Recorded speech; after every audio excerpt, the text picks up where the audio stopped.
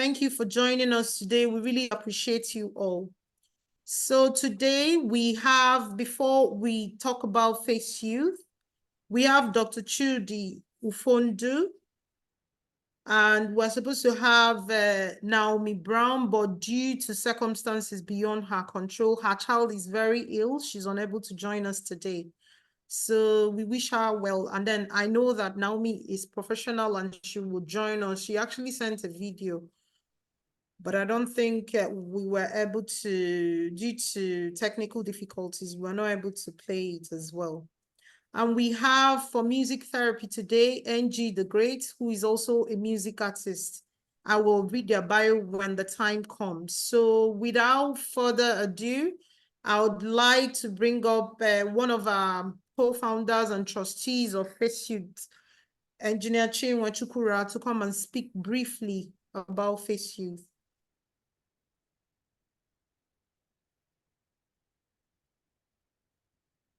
Hello. Okay. Good afternoon, everyone, and thank you very much for joining us on this edition. I'd like to talk briefly about FACEYOUTH. FACEYOUTH has been in existence for some years now, and our objective over the years is to care for the less privileged, empower the youths, and we have over the years conducted a lot of exercises, provided food for those in need, education, and strengthened people, especially through the seminars, provided a lot of education and information to people. And I mean, we can get information from those who have previously attended these seminars on how educative and informative it has been and the knowledge that they have gained. Personally, for me, these seminars have been mind-blowing, have been very informative, and I want to welcome all of you on board today. And I can assure you that you would not leave here without having learned a lot, having been empowered. And as Ify said earlier, please invite other people, as many people as you can, to join this seminar and to get empowered. Thank you very much. Thank you, Chinwe.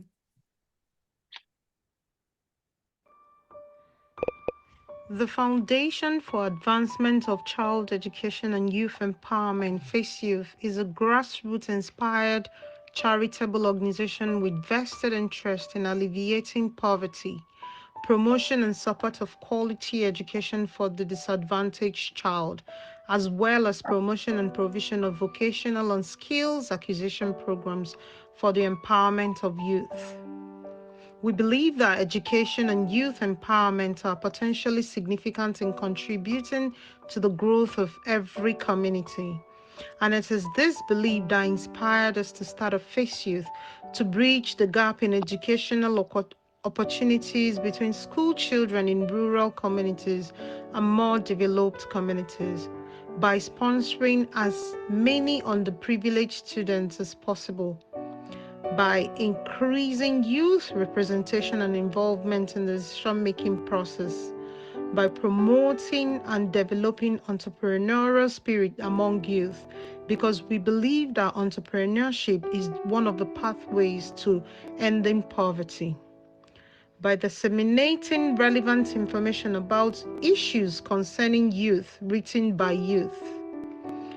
3,500 families are beneficiaries of our Street Food Bank initiative, Mission Love.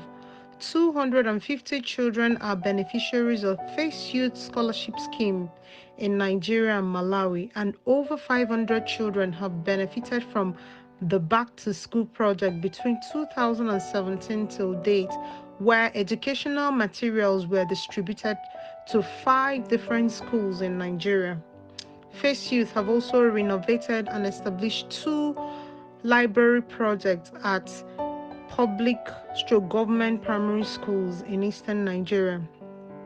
Over 80 young entrepreneurs have been given seed funding to support their business from 2018 till date. Entrepreneurship and mentorship seminars are being organized by FACEYOUTH to empower young people, both physical in Enugu and virtual via Zoom. We believe that mental health needs unashamed conversation. Stigma and lack of understanding are two barriers that keep people, especially those from Africa and other ethnic minority communities, from seeking help regarding their mental health issues. It is in light of this that we launched the monthly Mental Health Awareness and Stigma Reduction Initiative for young people to tackle mental health issues in young people, especially from its onset. Our big project right now is the Eastern Food Bank, which was born out of our seasonal mission love initiative, because we believe hunger is not seasonal.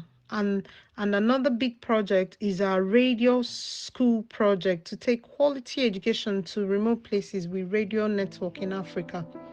Like every charity, our greatest need is financial. If you would like to support us, please, all we ask is for you to make a commitment of 1,000 naira monthly or $2 monthly. We understand that the economy is not stable at the moment. We all need a little extra support. But we believe that these little amounts can help us give children in rural communities quality education they deserve and also help alleviate poverty.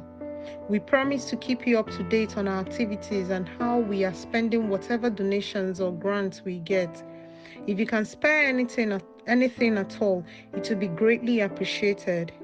If you also like to partner with us or know somebody that would like to collaborate or partner with us, please initiate the introduction. You can contact us via our email info@faceyouth.org or go to our website www.faceyouth.org/get involved. Thank you.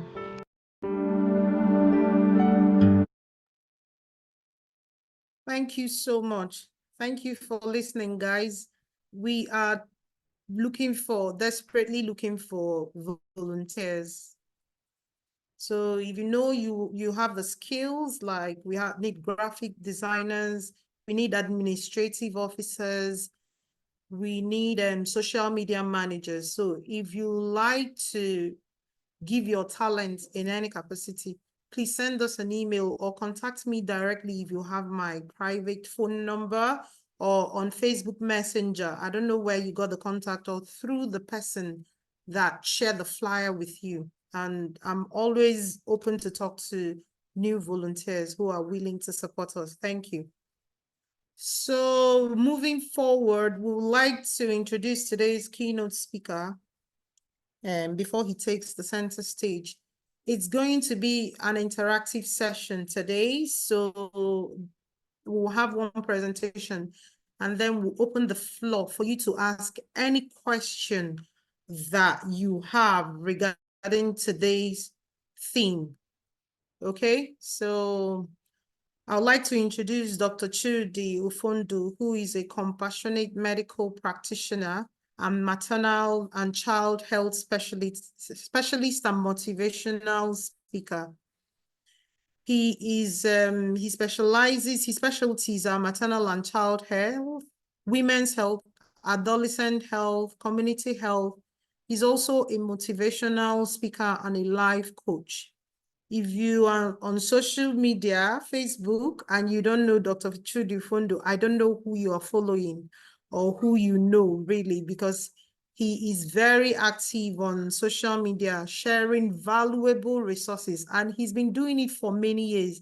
Sometimes I ask him that I need to borrow some of his energy, because he's also, many people don't know that he's a hands-on father of two and a loving husband as well. So, and he's, like I said, he's a medical doctor, right? And he still gives time to support the community via Facebook. So if you are not following him and you're part of this community, I ask you to kindly go and follow him.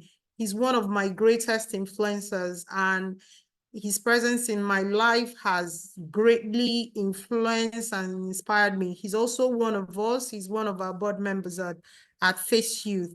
And he is one of the reasons that we are still carrying on with this program against all odds. So thank you, Dr. Chudi Ufondu, for joining us today. I will hand over the spotlight to you, the mic to you. Yeah, Okay. so you can share. Okay, thank you so much, Ife, for this great opportunity to interact and talk about a very important topic. Now, I know somehow you might have heard about autism and you might have heard some misconceptions about autism. And just to clarify, FACEYOUTH is an organization that started with intentions of being the light in the community to our youths, because you can fix youths to an extent, but you can't fix adults. So the best time to be the change, the best time to shine the light in our community is at the formative stage. So, you know, when you're a youth, that's a transition to adulthood. That's when you will imbibe a lot of rumors, a lot of misconceptions based on the society where you're living. And today's topic is one of those topics that are so many misconceptions, so many stigmatization, so many things that people don't really understand when we talk about autism. So before I start my presentation, I would like us to, you know, relax and be very open to sharing content so it will be interactive. I wouldn't want it to be so monotonous that it would just be only me, you know, talking. So if you wouldn't mind, when we talk about autism, what comes to your mind? Will you mind typing in the comment section what pops up to your mind, what you understand by autism? It's okay, there is no right or wrong answers. I just want you to share your opinion, and I want everybody to participate. We have 11 people in the clinic, so I want everybody to share what they understand by autism, or what you've heard about autism, or how you've been treating people that have autism, or when you hear about kids that have autism, what do you actually understand by that concept? Or do you have an autistic child? So please, this might be a very good opportunity for you to leverage on the right things, the truth about autism. At the end of my presentation, I want to believe you will learn better. You treat kids that have autism better. You treat the youth that have autism better. And if you happen to be autistic and you're in this community, you're actually blessed. You're a blessing to our community. So I'm going to share my screen and we're going to get started. So hold on, let's see. Okay, so here we go. All right, remember it's going to be more interactive. So today our aim is to help you to understand and clear so many misconceptions about autism and the impact of autism and what you probably understood about autism on mental health. Remember, our focus is always the youths. We always want to make sure that our youths are well empowered, our youths are well knowledgeable. So when they go to the communities, they will be the light. So first of all, when we talk about autism, let's talk about the definition. So you see, autism is also called autism spectrum disorder, ASD. So it's kind of an all-encompassing disorder. And it's a problem with the neurological system. So the neurological systems are things that help the brain to function properly. So it's actually a developmental disorder. So it means in course of the brain developing, in course of the nervous system developing, in course of the whole package of the child at some stage developing, they had some disorders in the neurological system. So the neurological system is comprised mainly of other things that help the brain to develop properly. So the reason why I'm able to function properly today is because my brains are properly developed, the neurological systems are properly developed, but people have challenges. So when we talk about autism, it's a developmental disorder, and it affects three areas in the child that has autism: the communication aspect of development, social interaction, and behavior. So if you currently have a child that is autistic, it's not a curse from the gods. It's not because of poor parenting, which I'm still gonna come to the misconceptions. So when we talk about autism, I want you to focus on disorders, which you can't control. There is absolutely no way you can control it. There is absolutely no way you influence your child developing autism. It's just something that happens. It's one of those challenges that happen, and it can happen to anybody. So it's a neurological disorder that will affect the way your child will communicate with you, with the siblings, with others. It will also affect the way your child will interact socially. So if your child goes to school in the community among the other kids, how they will interact, you will see the difference in them. It will also affect their behavior. So there are 3 areas that autism will affect the development of a child. So if your child is autistic today, I want to encourage you and I want to applaud you, because it's not easy. It's very easy to give up and blame yourself and think, oh, I caused this, or probably because of what I did. It's not true. There are so many families that have autistic kids, and there are so many autistic kids that got the help they need and are doing perfectly okay right now.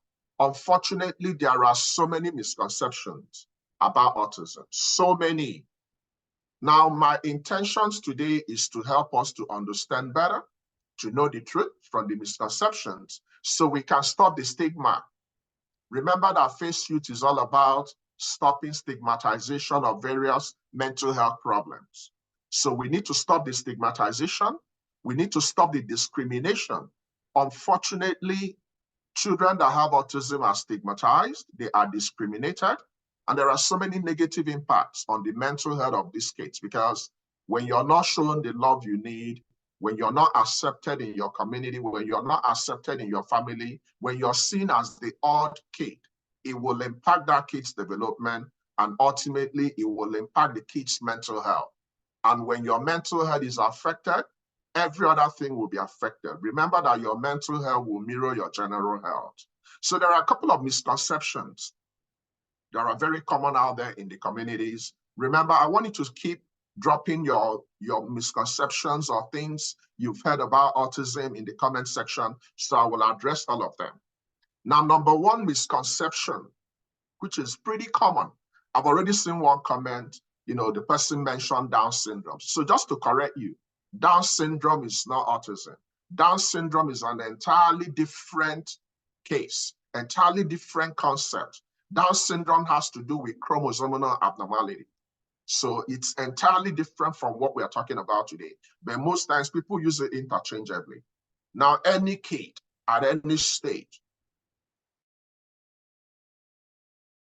can be diagnosed of autism. Down syndrome, definitely from birth, you will notice the signs and symptoms of Down syndrome. So we're not talking about Down syndrome today, we're talking about autism.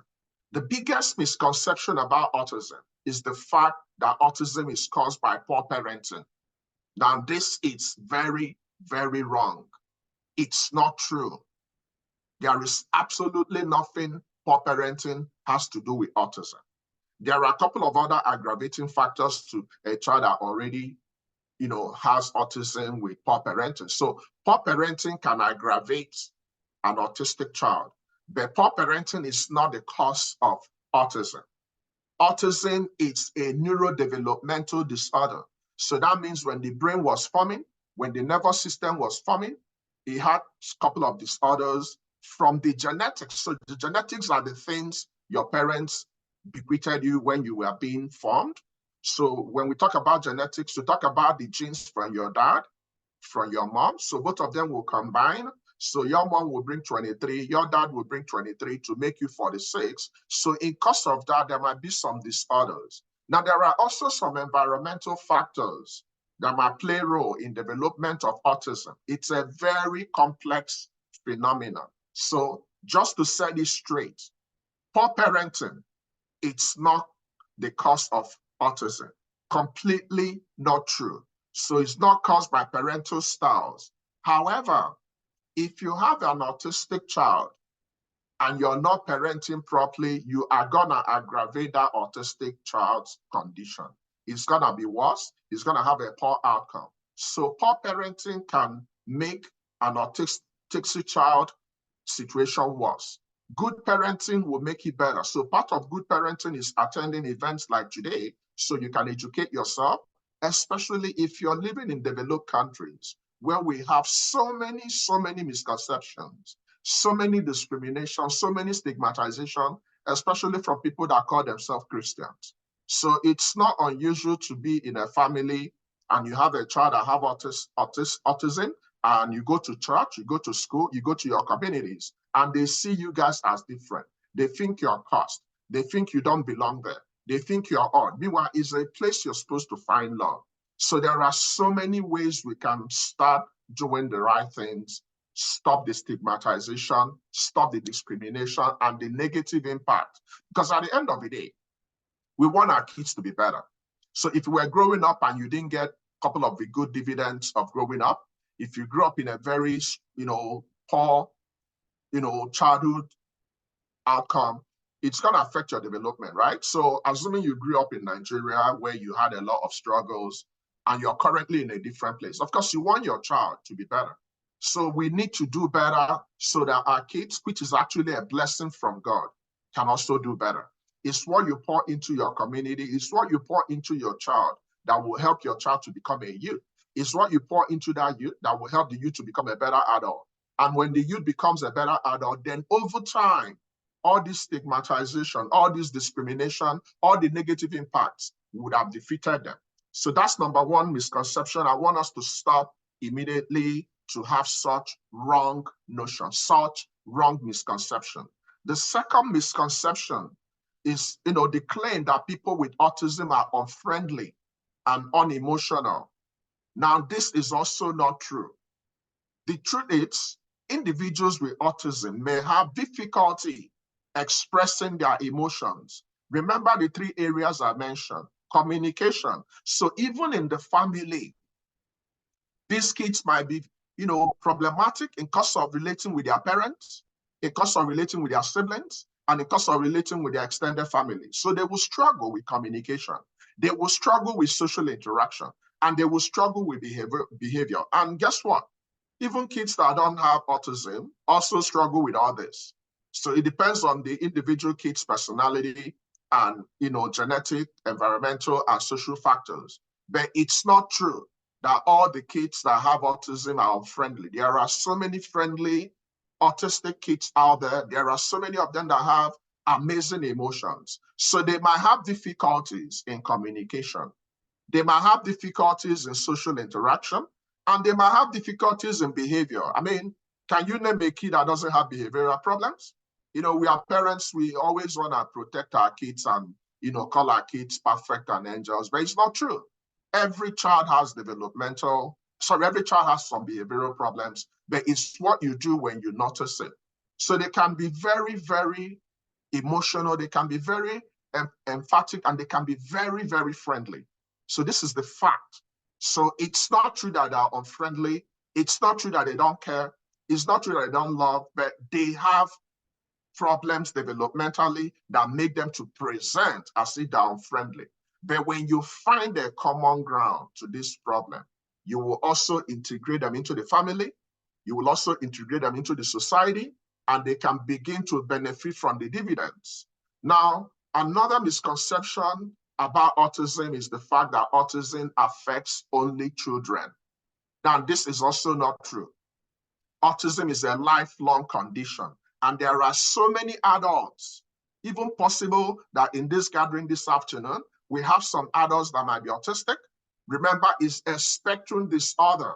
So there are some adults that might have the lower spectrum of the presentation and manifestation of autism. So you might not even know until you're properly diagnosed. You might be having some problems in your academics or a couple of other things, or integrating into the society, and you wouldn't even know you're autistic. Your parents might have done better by sending you to a couple of, special schools and programs, and you might have made it up to this stage as an adult, but you didn't even know you have autism. So it's not only children that can manifest with autism. There are so many adults that live with autism. And if you live in developed countries where they have devised a way of carrying everybody along, you can be autistic and you can still start your relationship, you can still start your own family, and ultimately you can defeat that big aura of autism. The fourth misconception is the fact that people with autism are intellectually disabled. Now, this is also not true. If we give them the tools to try, if we take care of them based on the fact they are, children and, people that have special needs, then they will do better. So it affects individuals with varying intellectual abilities. So there are so many highly gifted autistic kids. There are some autistic kids that will actually be the first in their class. The majority of them are well gifted and so talented, especially with their hands. There are so many amazing things that autistic kids can do. So it's not true that they are intellectually disabled. They are able, but they are able differently. So I want us to take this home today. All the kids that have autism are able, but they are able differently, just like every other individual out there.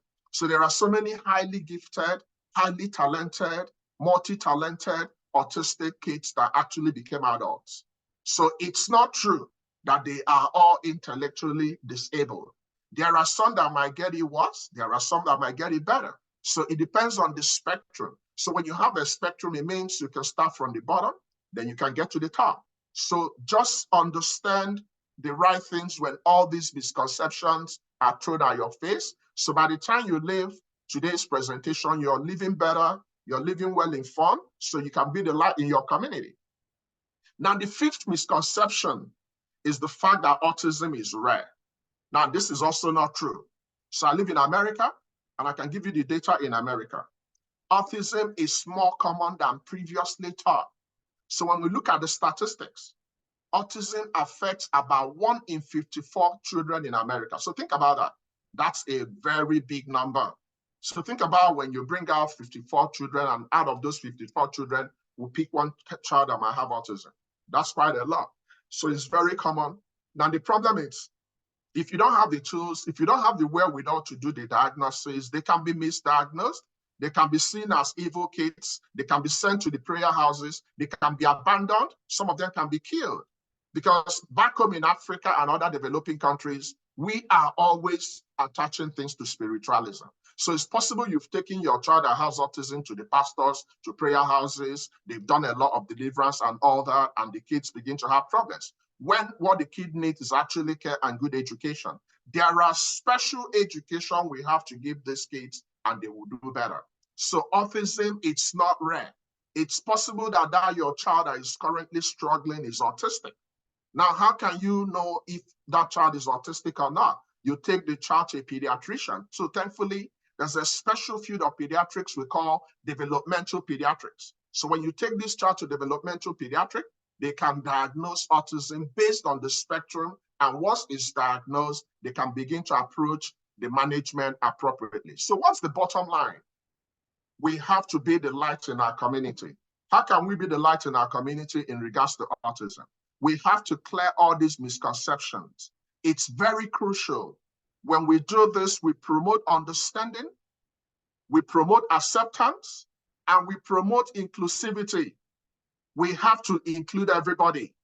We cannot stigmatize. We cannot discriminate. We cannot feel, oh, because I don't have an autistic child, or probably you have other kids that are not autistic, and you now use the fact that that kid is autistic to treat the child differently. That's the worst thing you can do. When God gives you kids, you have to love all the kids equally. You cannot use the weakness of one kid to attack the other kid. Every kid has strong qualities. Every kid has strong things. And every kid has an area that will need improvement. So we have to start understanding. We have to start accepting. And we have to preach inclusivity. It has to start with your family today. If we can do this, then ultimately we can have positive impact on the mental health of these kids, especially the autistic kids. Because guess what? If your family has an autistic child, that autistic child is going to affect every member of that family, starting with the father, the mother, and other siblings, because family is all about everybody. It's not just only about you. So if you're blessed to have a family, if you're blessed to have kids, to have partners, thank God for giving you that blessing. It's a blessing. It's not a privilege. It's a blessing. So start treating all these blessings the right way. Do not discriminate. So how can we achieve this? That's actually part of what we are doing today. So we need a lot of education. We need to take this to our communities. We need to have a lot of awareness campaigns. We need to start correcting the misconceptions. So we want you to be the ambassador of light when you leave today's presentation. When you're in a gathering, when they are talking about things that are not true about autism, correct them. We need to have positive media representation. and accurate portrayals. So when you leave today's presentation and when they talk about the 5 misconceptions, you can stand tall and you can correct those misconceptions, especially in this era of social media that people carry a lot of misinformation and a lot of falsehood out there. So when you go out in the neck of the woods in your community, make sure you represent the facts, the reality about autism. Make sure you have accurate portrayals. Now, there are so many support groups in our communities, in schools, in churches. If you're in the light, you need to support them. So there are so many ways you can connect all these kids that have autism, all the families that have autistic kids, to support groups, to communities. There are so many out there. You just need to make inquiries and you will find it. And I'm sure we have these communities in Nigeria. Now we have to accept and include the autistic kids in our schools and our society. Even in your family, there are so many families that are divided. There are so many parents that have actually divided their kids.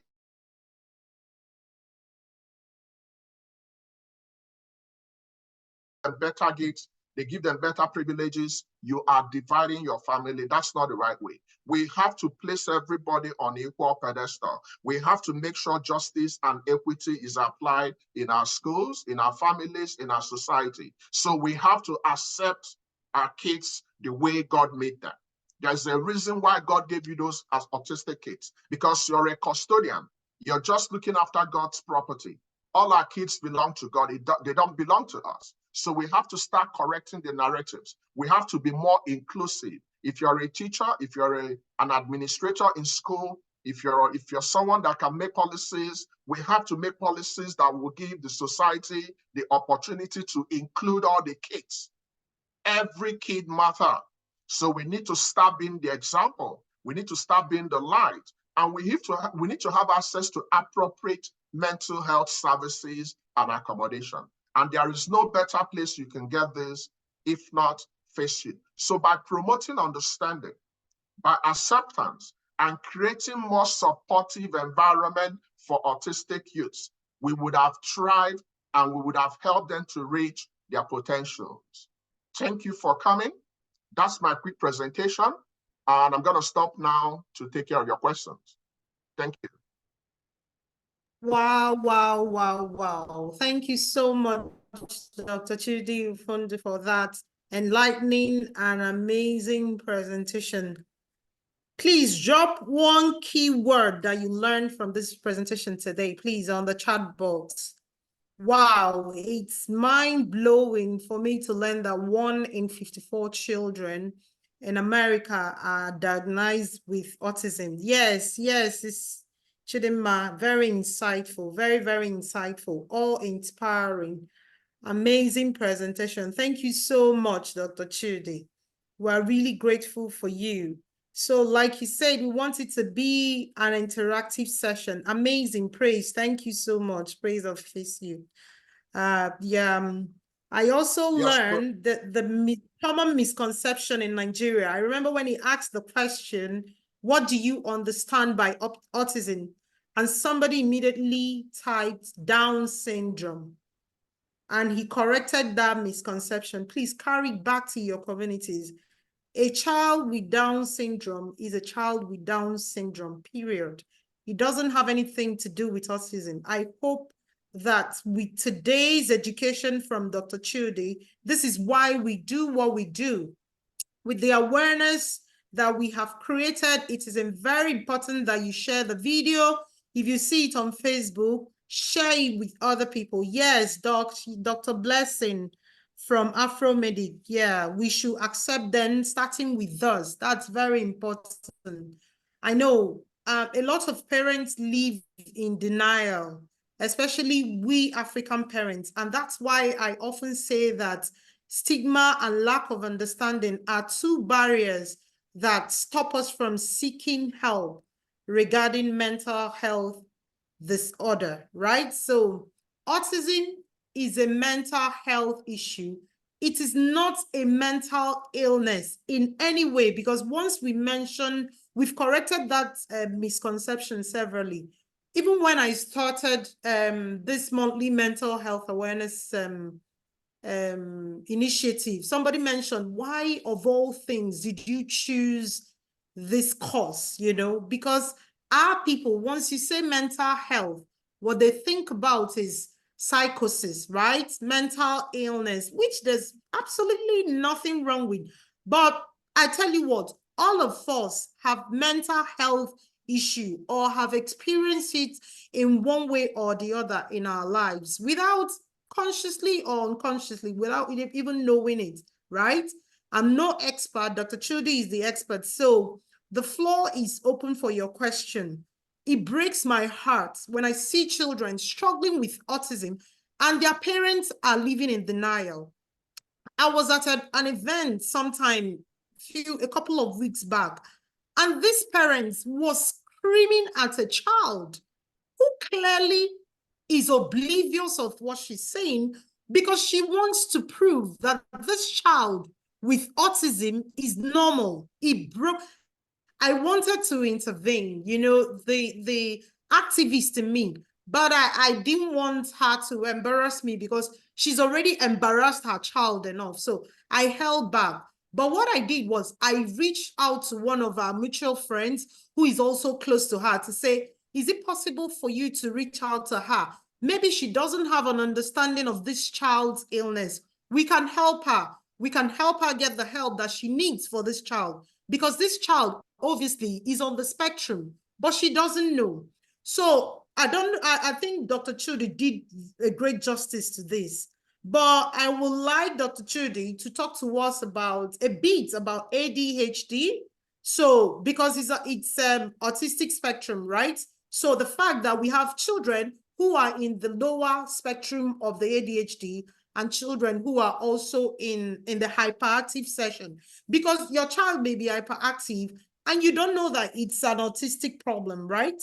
A lot of adults are diagnosed with AD or undiagnosed with ADHD, and they do what they do without knowing the real cause of it. Is it possible for you, Dr. Chudi, to throw more light on that? Thank you. Yeah, so this is an area we all have to be very careful. Most times we tend to be more smart, especially Nigerians. So when I talk about being smart, in this era of Google, we are very quick to go to Google and type in some stuff. And of course, whenever you type in anything in Google, the worst case scenario will be the first thing that will pop up. I will give you an example. If you're having breast pain and breast lump and you type it in Google, what's the first thing that will pop up? Breast cancer. And you can actually start having cancer that you don't have.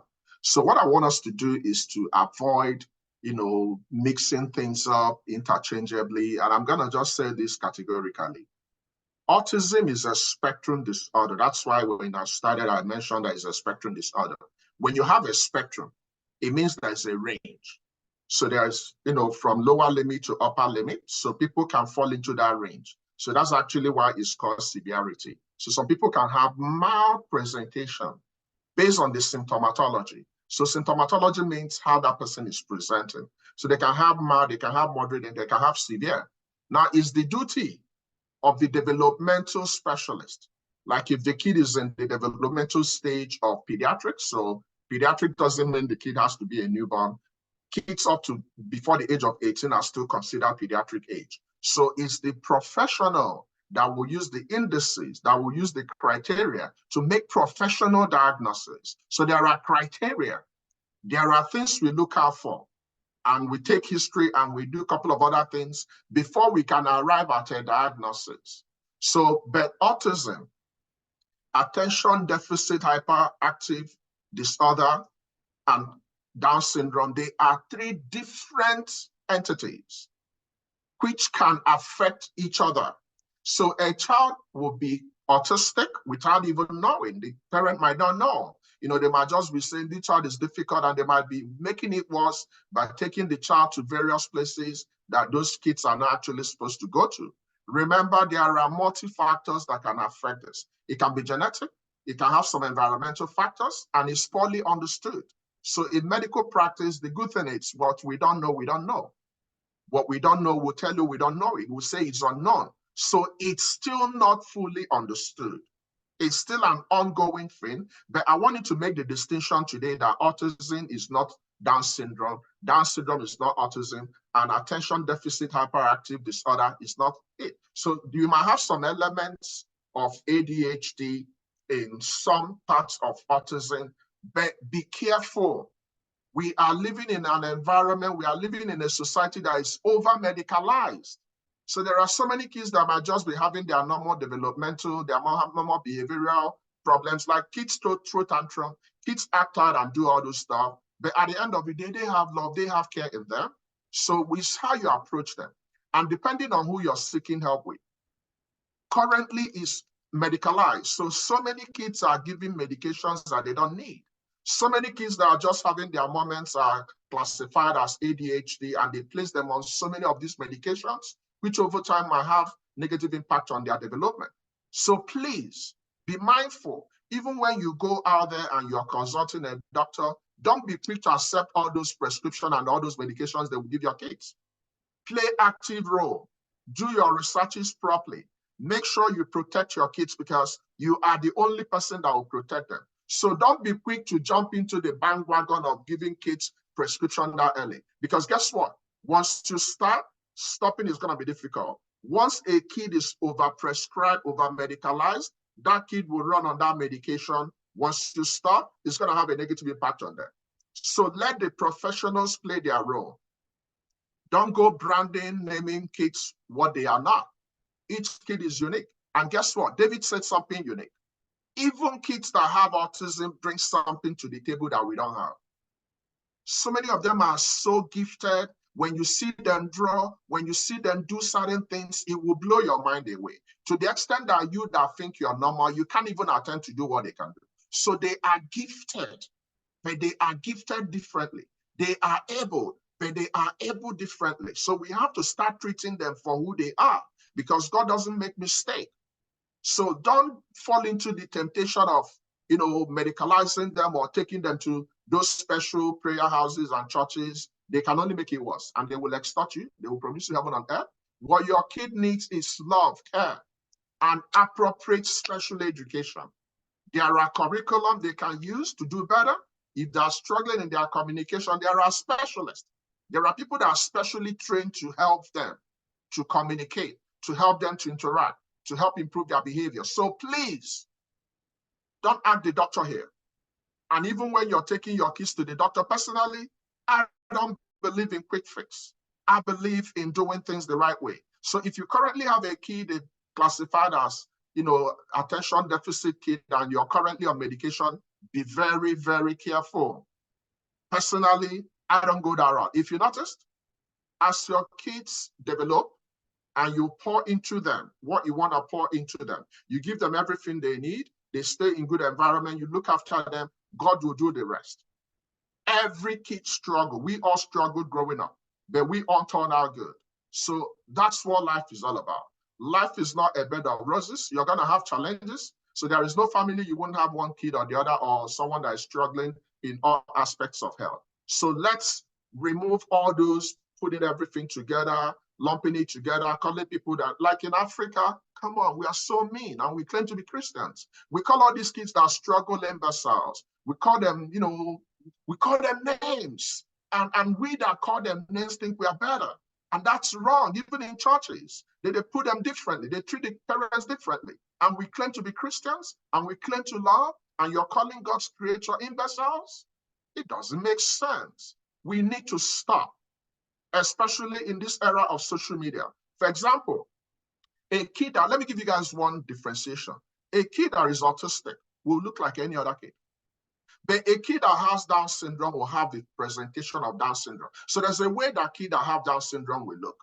Generally, when you look at them, you will know there's a difference. But they can still thrive and achieve any milestones that any kid can achieve. So but when you begin to put people in different pockets, you begin to stigmatize them, you are not helping the society, especially when you're claiming to be a Christian. Christianity is about being practical, about showing empathy, about understanding other people, regardless of where your situation is. So when you have a kid that is struggling, or when you have a family that has an autistic kid, the best thing you can do is to show them care, to show them understanding, to connect them to support groups. There are support groups for families that have autistic kids. There are special education for kids that struggle. So we have to start leveraging on those tools. That's what we need to do. Okay? All right. So I Thank know you I have so a couple much. of questions. Yeah, we have a couple of questions. Thank you, Dr. Shode, for that clear and concise definition. Yeah, thank you so much. So there's a question here that says, can the type of food a kid eats help improve autism? Yeah, so pretty much, like I mentioned, it's environmentally determined, it's genetically determined. So there is so in medical practice, there is something we call causative pathway. So there is no causative pathway between fruits or no fruits and autism. But guess what? Generally, a child that is developing, a youth that is developing, an adult that is developing, when you give that adult more fruits and vegetables, what are you going to do overall? You're going to improve the kid's general health, mental health, and overall. So definitely, yes. But there is no causal pathway between fruits and vegetables and autism. They are not connected. But by default, we should all encourage our kids, our youths to eat fruits and vegetables because it's going to help them better compared to all these fast foods. You can also use your video. You can also use your audio to ask your questions directly. If you want to do that, you can raise your hand. But yes, please, if you like to ask a question, just raise your hand. Yes, and we'll mute you. Just raise your hand. We'll mute you because you're not allowed to unmute yourself. David says, people with autism bring a special set of skills that other people don't have and help make the world a better place. Absolutely agree, David. I absolutely agree with that. If you want to ask your question, just raise your hand and we'll do well to unmute you. There's another question. I don't think I'll read. Thank you, Professor Chineduete, for the comment. There's another question that says, I have a niece who is now 27 years of age. She has been challenged mentally right from childhood. Till now, she can't differentiate between numbers and letters. She has been taken to various schools and later asked to learn skills, yet she can't retain knowledge of anything. But what baffles us as a family is that she's cognizant of fashion trends and knows what's good. Now, though, we could use that as a way to get her skillful by enrolling with a stylist. Unfortunately, she isn't interested in doing anything right now. Right now, she's sexually active, that she doesn't mind throwing her body to anything so fat. So far as it has a male organ for sex. Can this also be autism? What steps do you think the mother or family can take to help her live a fruitful life, sir? Okay, so I can see a lot of shaming, a lot of stigmatization, a lot of discrimination already. We have to be careful the words we use in qualifying people. So your words are laced with a lot of stigma. You know, the way you mention the sexual orientation, it's wrong. You don't call people that. We have to be careful how we frame our words. You've already judged this particular, person that is struggling, and that's actually how you guys see in the family. Whereas what this particular person needs is understanding, is acceptance, is inclusivity. But you've already branded out, whatever isn't, that's wrong. I don't even want to repeat the words you're using. So we have to start within. We have to start treating people differently. We have to start accepting them for who they are. Now, you rightly mentioned that, this particular lady has gift in fashion and all that. That's the special gift that David is talking about. Everybody is gifted differently. We are not all going to be smart in one area. You might be smart in one area, but you might not be smart in the other area. You might be educationally gifted in one area, but you might not be educationally gifted in another area. If he's an engineer, I'm a doctor. She can be a doctor, I can be an engineer. So we all have our strengths and our weaknesses. So what you need, you're not even giving this lady. You guys have actually written her up. You guys have started calling her name. Then let me ask you. You're looking at a girl that is already challenged, but fully developed. Guess what? She's got all the reproductive system that you got. They are active. But that's when the developmental differences come in. There was a missing link somewhere that she cannot make choices or differentiate from, consequences. So one of the things that happen in kids that have autism is the inability to apply judgment and, look at consequences, actions and reactions and consequences. They don't have those controls. And that's where you will come in. But you won't achieve anything by the time you've already started shaming, blaming, discriminating, calling names. And I'm sure you guys might have been talking to this person directly with the same words. And probably you might have taken this lady to so many places and you're blaming the lady without knowing that whatever she's doing now is how nature bequeathed her those qualities. So the sexual organs and the sexual ability are already there. The only difference is that you have a filter in you as someone that those systems got fully developed to differentiate that when you want to engage in sexual activity, it has to be based on choice and knowing the consequences. But she doesn't have those filters. So what we need to do is to show more care, show more understanding, connect to support groups in your community, channel her towards those areas she has interest in. So she's interested in fashion. So place her on that particular pathway and let her get to that place that will make her to thrive. There are so many amazing, innovative, autistic scientists out there. It will blow your mind that some of these people that, made so many beautiful innovations like Elon Musk, they all have some levels of disorders. Sometimes when they talk, you think they're going crazy. But how their brain work and what they think and what they derive from, it's way, way beyond us. So don't limit anybody. Don't force anybody on any profession. Don't force them to be who you want them to be. Let them be who God wants them to be. Because for this lady, she's gifted in fashion, so we develop her in that line. We forget every other aspect. But you must craft the way you address people appropriately. You cannot use those terminologies you used against her. That's completely what we stand against. We have to start addressing people properly, especially in Africa. We are so mean. Even parents, we use so many very mean nomenclatures to address people and even our kids. And those things have a way of affecting people negatively. You can no longer do that. This is 2024. So please go back home and reframe how you address this lady and reframe how you guys see her. What she needs is TLC, tender loving care. That's all she needs. If you can do this, you will see difference. She might even be using the way she's behaving now to fight back. It might be her own way of, getting back her identity. So there are certain things you don't do. Okay? All right. I think Anu Adele. Yeah, she's the same person. So you can go ahead. I've already unmuted her. Okay, go ahead. Yeah. Okay, good evening, Dr. Chude. Good evening, everyone, the admin and all parties involved. I'm sorry I take back those words I typed. Actually, they are not my words, really, because I don't stay with her. I've not seen her in like 3 years as I speak.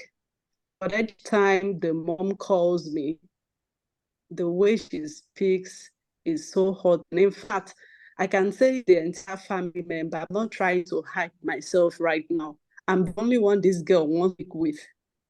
And she wants to talk to sometimes because she's been damaged a lot. In fact, as I speak right now, I feel so much for her because it's a girl I lived with while challenged this issue. I knew it already, just stigmatizing her and her mom. Can I interject to?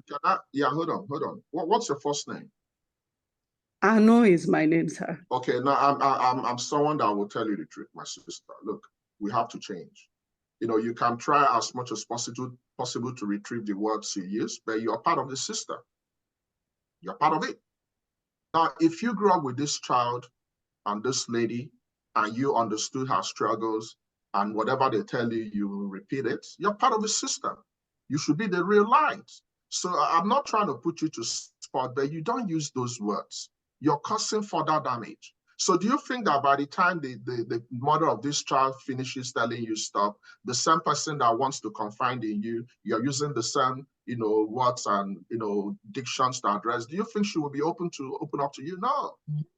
So you should also be the difference. And I'm not saying this in a bad way. I just want you to, leave today's presentation and actually call that lady's mother and teach her and share this video with her, because it starts with the little things we do. So you can tell me all these stories from morning till evening, and it's not going to make any difference until we change the narratives, until we apply those simple things. We have to be the difference. We cannot afford to, be part of the chain reaction, because what happens is when people write people off, they will quickly call other people and give that same narrative and impression. And before you know, it is everybody treating the same person the same way. And if you are a family, everybody is treating you the same way. What do? You feel different. You feel isolated. You feel stigmatized. You feel discriminated because you've already blamed them. Now, let me shock you. The same thing you guys are obviously seeing about this lady, there are so many so-called normal people that do the same, but they do it codedly. So we should just stop. And I'm saying this in all sincerity. Don't tell me, oh, you're retrieving the word. You're just replicating the words they've used. And it's hurtful. How will you feel if they use those words for you? So let's be the example. Let's not think we are better than people. Let's not think that people we are trying to help, we are better than them. No, we are challenged differently. So my sister, when you go back to them, I'm going to give you an assignment. Call this lady's mother, possibly call a family meeting. Begin to give them different approaches I've already listed. Connect them to social support, connect them to caring communities, connect them to FACEYOUth. Let's talk to this person directly. Let's see their strengths. I can guarantee you, if this lady spends just 1 hour with me, she's going to change, because I'm going to address her differently. And she's going to feel that sense of love. She's going to feel like she's somebody, she matters. And guess what? For her to have tried up to 27 years, she needs to be applauded. So we need to magnify the positives instead of magnifying the negatives, which is in every one of us. So that's the assignment I will give you, my sister. Okay? Okay, thank you. So Dr. can I quickly ask a final question, please, concerning Pastor? Go ahead. Okay, right now, the mom does not even want to stay around her. The mom has just left her to stay with our eldest brother right now. Each time I call the mom and we discuss, I don't even want to talk about the child because she feels hurt.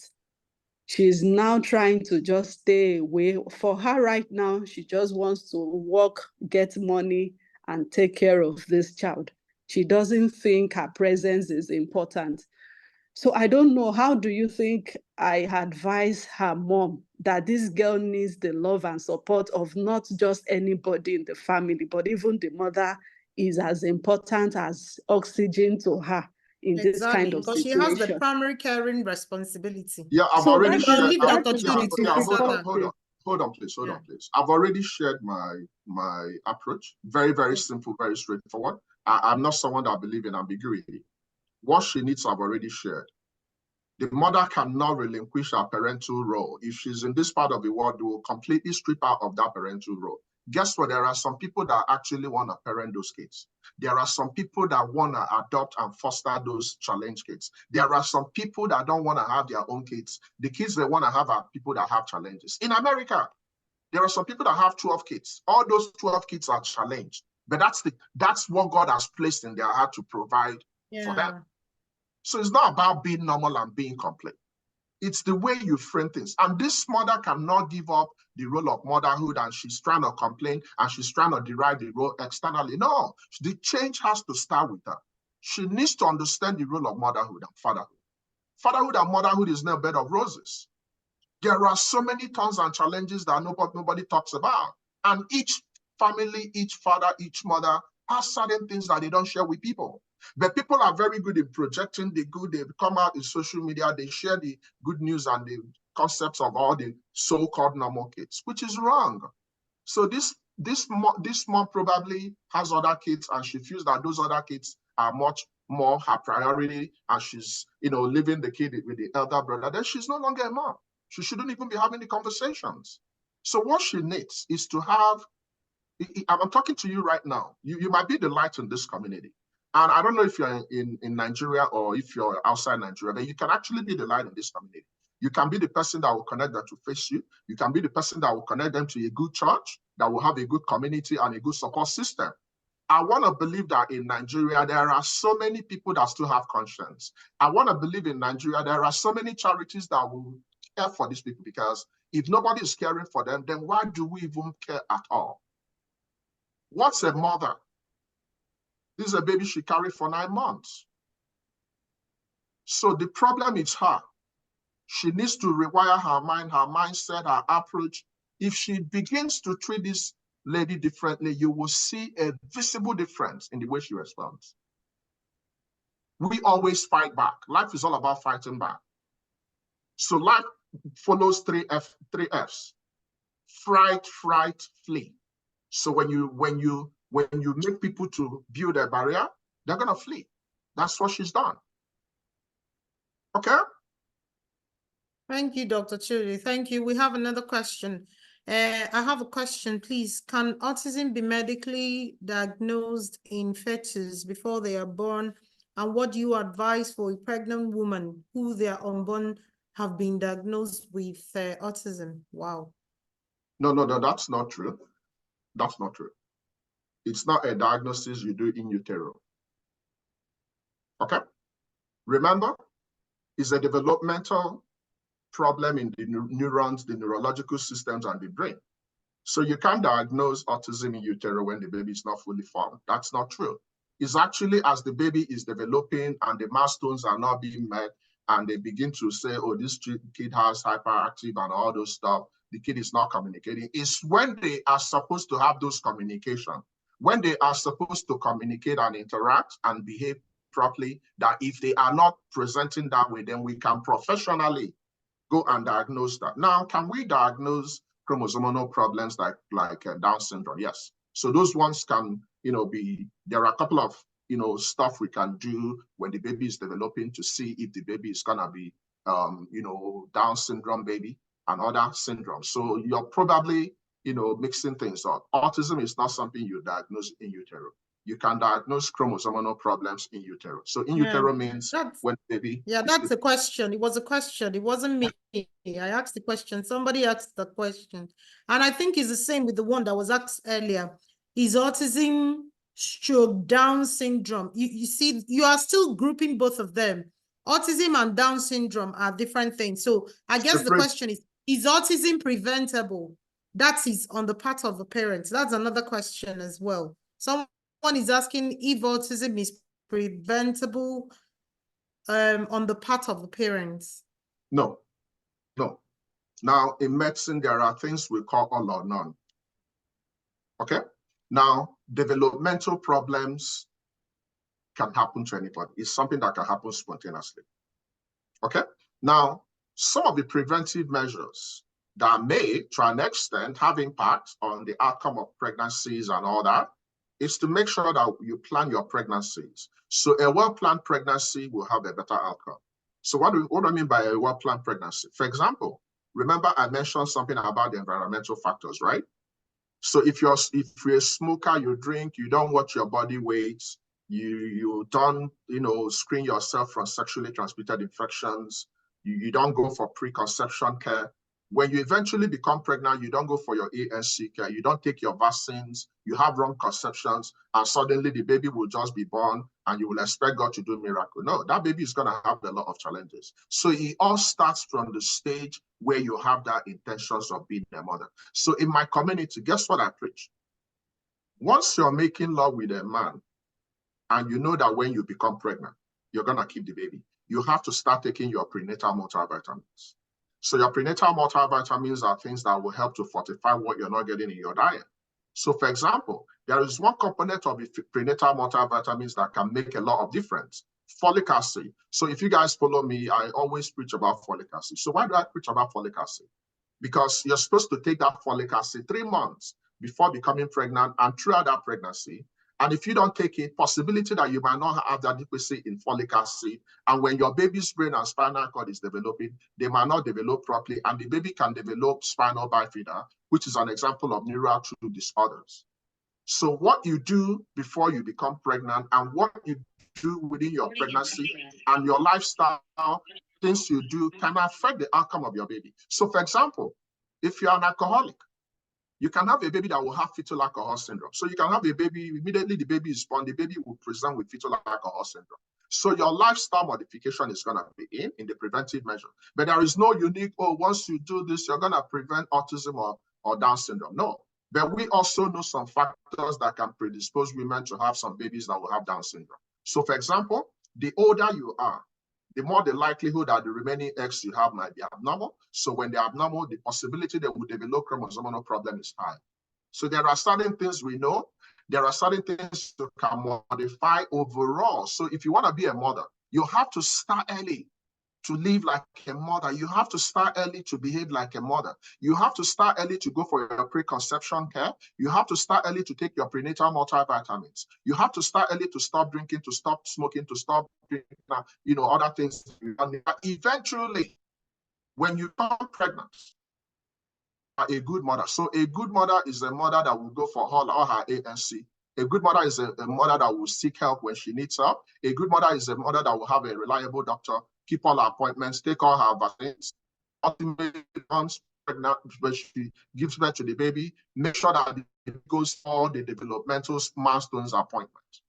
Because the idea in medical practice is early diagnosis. So if you as a mother becomes pregnant, goes for your first trimester, second trimester follow-up, then when we run our investigations during those visits, if we discover anything that might be problematic, then we can begin to correct them early.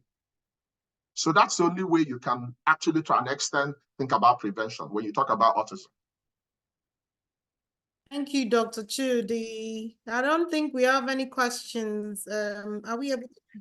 I know I have some medical students that I'm mentoring, and I want them to identify themselves. So please, if you're from Afromedics, if you please check the comment section. I want all the Afromedics students and the Afromedics new doctors in attendance to identify If you themselves. also want to talk, you can raise your hand and we will unmute you. Just raise your hand and we'll see you and unmute you. It's important to identify yourself. If from Afromedics, please identify yourself, because afterwards I'm going to follow up with you guys. I'm going to ask you guys about today's presentation. So identify yourself, ask your questions, and please feel free. It might look like I'm being forceful about this, but I've seen so many families damaged because of this. We need to change that narrative. Thank you, Afromedic, guest from Afromedic. If we don't have, I can't see anything on the question. Is it me? Let me see. I can't see any comments. Can you? Oh, yeah, I've seen them. Yeah, I've seen Dr. Queen T. Dr. Queen Ita. Hi, welcome. Yeah, Dr. Ita is one of the newest doctors we produced from Uyo. Amazing lady. So, Dr. Queen, do you have any questions? Hi, Doc. Thank you. I can unmute her. Where is she?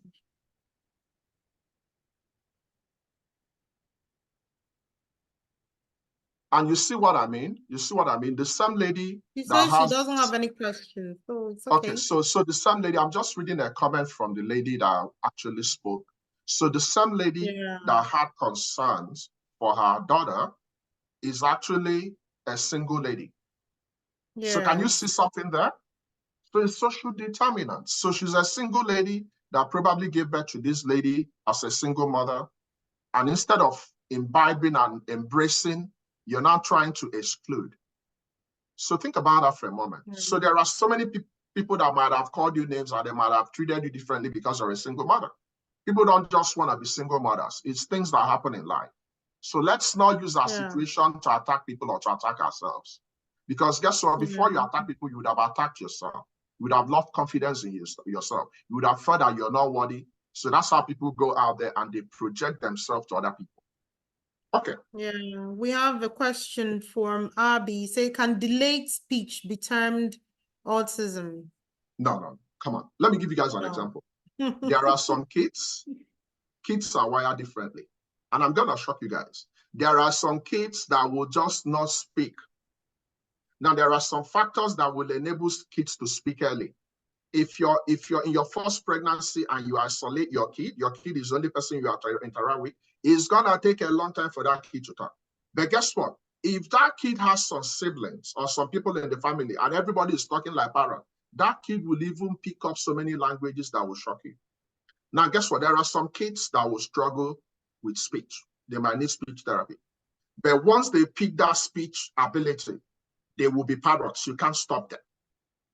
So there are developmental specialists that will help kids with speech delays to pick up.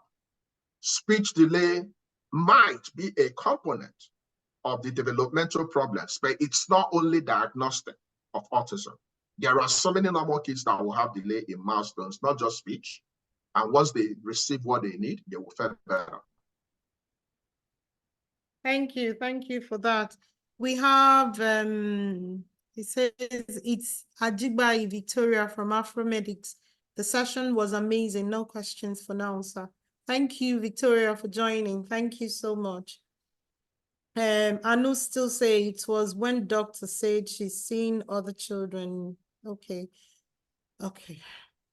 Well, that's fine, Anu. Thank you. Thank you, Flo, for clarifying that. Thank you so much for all your questions. We need to lighten the mood. We'll take more questions.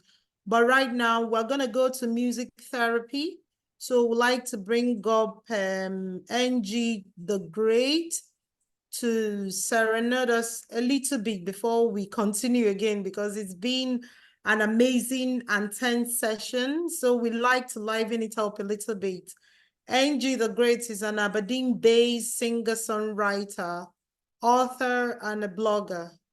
Angie, would you like to take the stage? I think you can unmute yourself.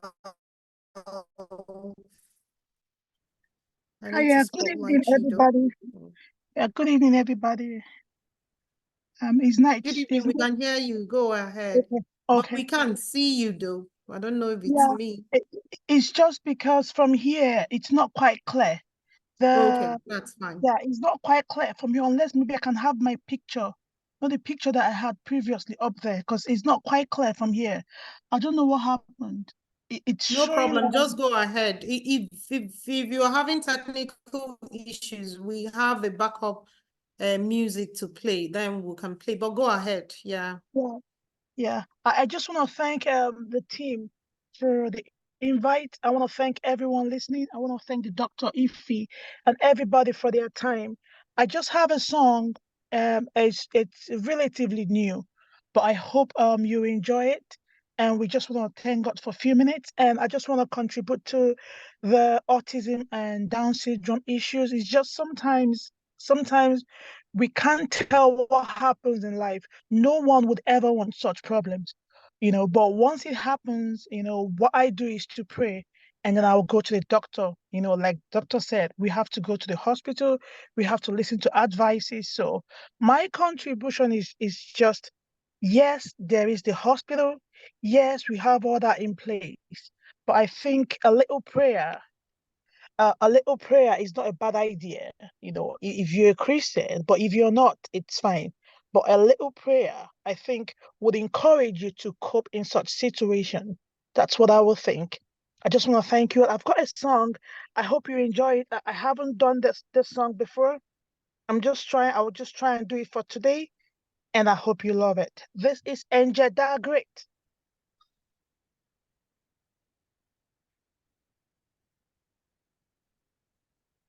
Can you hear me?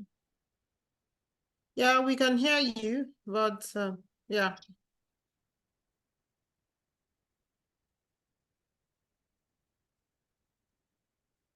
We can't hear the song, though. It's silent now. Yeah. No, and you're beginning to sound far away. You can use the same mic that you just used to speak to sing. Yeah. Yeah, it's the same. Can you hear me now? It's the same mic. Yeah, we can hear you, but you went a bit, yeah. Okay.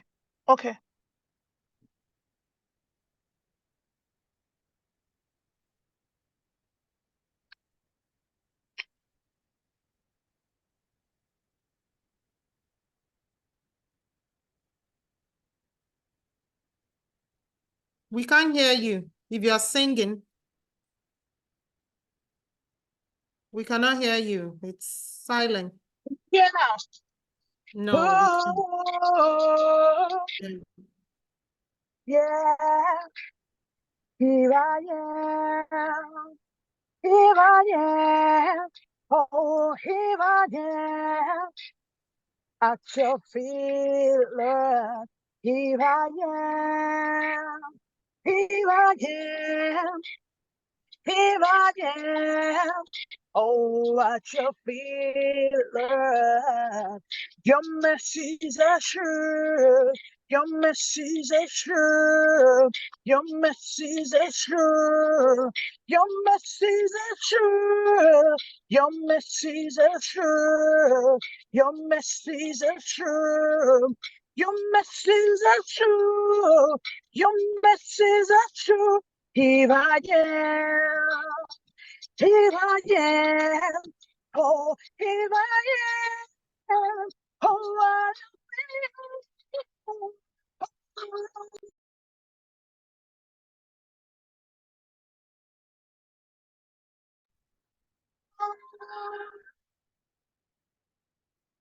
Here I am. Here I am. Here I am.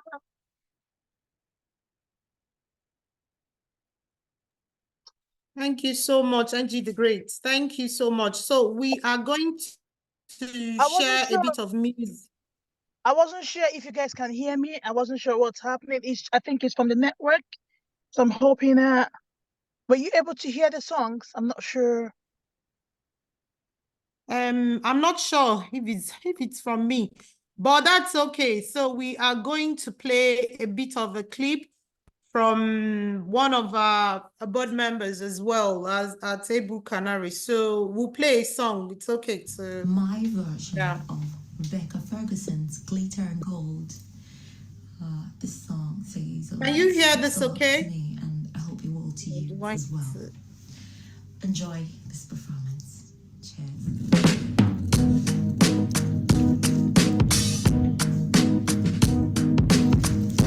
How good or bad, happy or sad, does it have to get?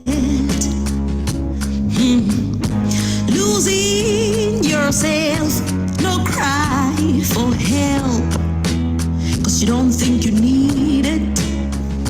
And all those friends you were such a jerk, you're going to need them more than ever before.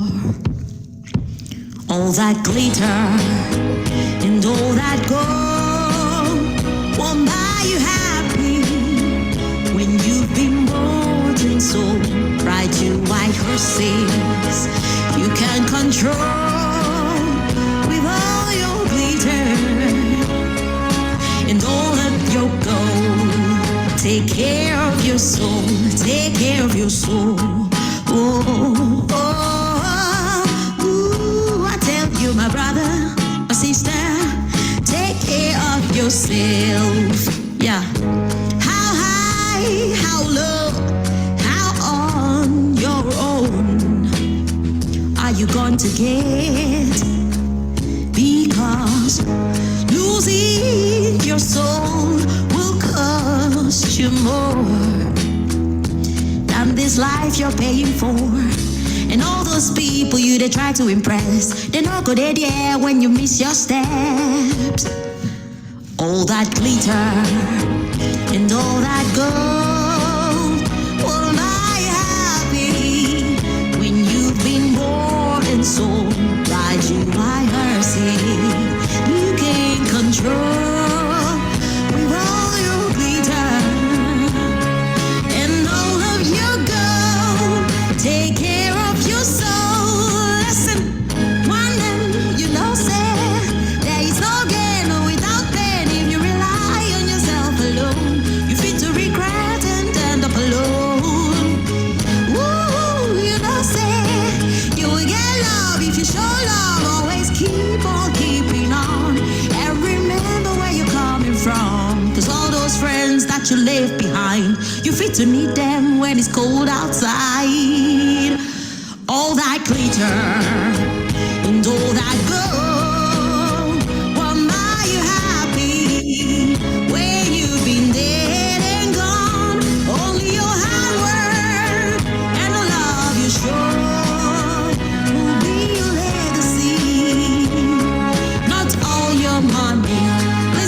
Take care of your soul. Take care of your soul. Yay! All that glitter and all that gold, they not go buy you anything when you've been dead and gone. Ride you on horses you can't control with all your money and all of your gold. Thank you. Thank you. Oh my God. How do I stop sharing?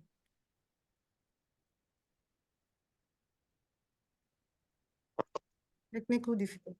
Are you a STEM and are looking to apply for Thank you, Angie the Great and Ebu Canary exciting for that. Thank you so much, Angela the Great and Ebu Canary, for amazing music. Thank you so much for giving us your talent, energy, and time today. Thank you so much. We really appreciate you. And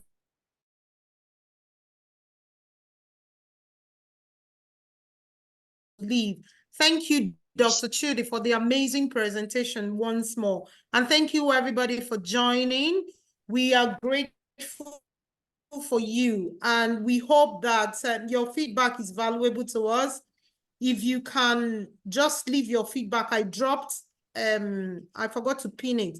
I dropped a comment, a link on the comment section. So we'd like to thank you for participating in May edition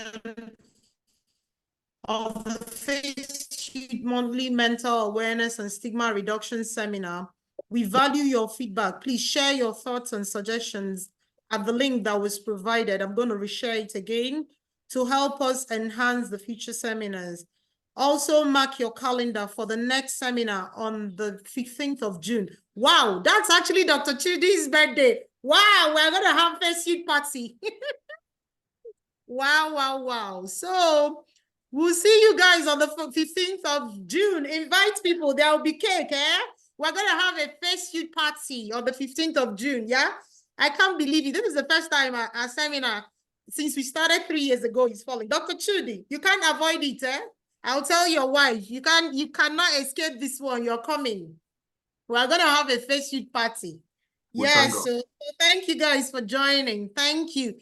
If you have any questions or feedback and you'd like to reach out to us, email us info@faceyouth.org. Thank you so much for joining us today. We really appreciate you all. Thank you. Yeah. Dr. Chudi, we are going to say something. You can unmute before you run. Okay, well, hold on, guys. I can't even see the spotlight. Okay, so we all have to understand that we belong together. Yeah. Whenever we give you an opportunity to show up and share just about 1 hour of your weekend, see it as a journey. Nobody is complete. No family is complete. When God blesses you, God is blessing you to be a blessing to someone else. So if you're a doctor, use your doctor blessings to help people freely when you get a moment. If you're an engineer, do the same. Let's not always think we got it better. Let's not always show up there and look for faults and think we are better. You're not better than anybody. Whatever you have today is just grace. So every time we call this particular gathering, live a better person. Be the light in your community. Be the solution. Don't join the bandwagon. And I'm talking especially to people in Nigeria. Everybody feels they're better because they haven't gone to emergency for mental health. So whenever we talk about mental health, we talk about people that have gone crazy. We think about the mad people in the streets. Those people you call mad in the streets, all they need is just basic provisions of activities of daily living, and they will be just like you. So everybody struggles. So the fact you're privileged to be in the place you find yourself today, the fact your kids are responsive to whatever parental style you're using, doesn't make you a better parent. So let's be less judgmental and more understanding. Let's listen with understanding. because some people just, once they see things, they've already made up their minds, especially Nigerians. I'm talking about Nigerians. We are Nigerians. I'm Nigerian. So regardless of where you find yourself, try and understand people. So many people are struggling. There are so many kids that are struggling. There's nobody that wouldn't want to have it better. But we all have challenges that we don't even express. And when if you were saying something about mental health, everybody has mental health disorder until it's diagnosed. You might think you're the best or whatever, but you might not even know. You might have depression, you might have anxiety, you might be bipolar. It's not written on faces. Now, the good thing is, in developed countries, they've devised a way of people that have all the mental problems to still be thriving. So the person you're working with in your office might be taking some depressive medication and you wouldn't even know, and you guys might just be doing your stuff. So it's all about our approach. Let's be the difference. Let's stop criticizing. Let's stop stigmatizing. Let's stop discriminating. Let's be more inclusive. Let's be more understanding. Let it start from your family. Don't divide your family by showing more care to some kids because of their progress or their smartness or whatever, and other kids, you use your kids to attack the others. Don't do that. Don't divide your family. Those kids will not forgive you. It's very easy as an adult to forgive than for a kid to forgive you. So whatever challenge that God throws at you, pray to God, do your best. Don't give up your parental responsibilities. There are so many dividends you can derive from being a parent. Some of us have our parents, maybe two of them or one of them around. That's the biggest blessing you will have in your life. If your mom, your dad is still around, you don't even know what you have. That's the best thing that will happen to you. And you're someday going to be a parent. You're someday going to be a grandparent. So let's pay it forward and backwards. Let's stop the judgment. So that's my, take-home point today. So when you go back, reflect on how you treat people. Reflect on how you use words. So before you go out there to brand people, oh, this person is promiscuous, this person sleeps around, this person does this, you don't know their situation. You don't know. That alcoholic might be drinking alcohol as the only space he found comfort. Especially when we go to churches, the place I have biggest problem are the churches. You go to church, you pretend to be closer to God, but you can't show love in the church. Then what are you going to church for? So let's understand each other. Let's understand that we all belong together. And at the end of the day, if nobody succeeded, then we have all failed. Because if we remember that we belong together, then we'll always be there for each other, regardless of what's going on, and we'll always overcome. So thank you, guys. Thank you. There's one more last question, Dr. Chidi, if you don't mind. I know that we're running out of time, but he said, can you please talk more on how to curb, I don't know, it was Ecolala in kids. Just take this kid to the pediatrician and they will assess. And over time, this is something that can over time, go on its own. So we're going to leave it for next topic. Yeah, this kid, anytime you notice any assistance, just reach out to us. If we can't solve it, we'll signpost you with professionals, vetted professionals who might be able to assist you. Please do not self-medicate your child. That's the easiest way to kill the child.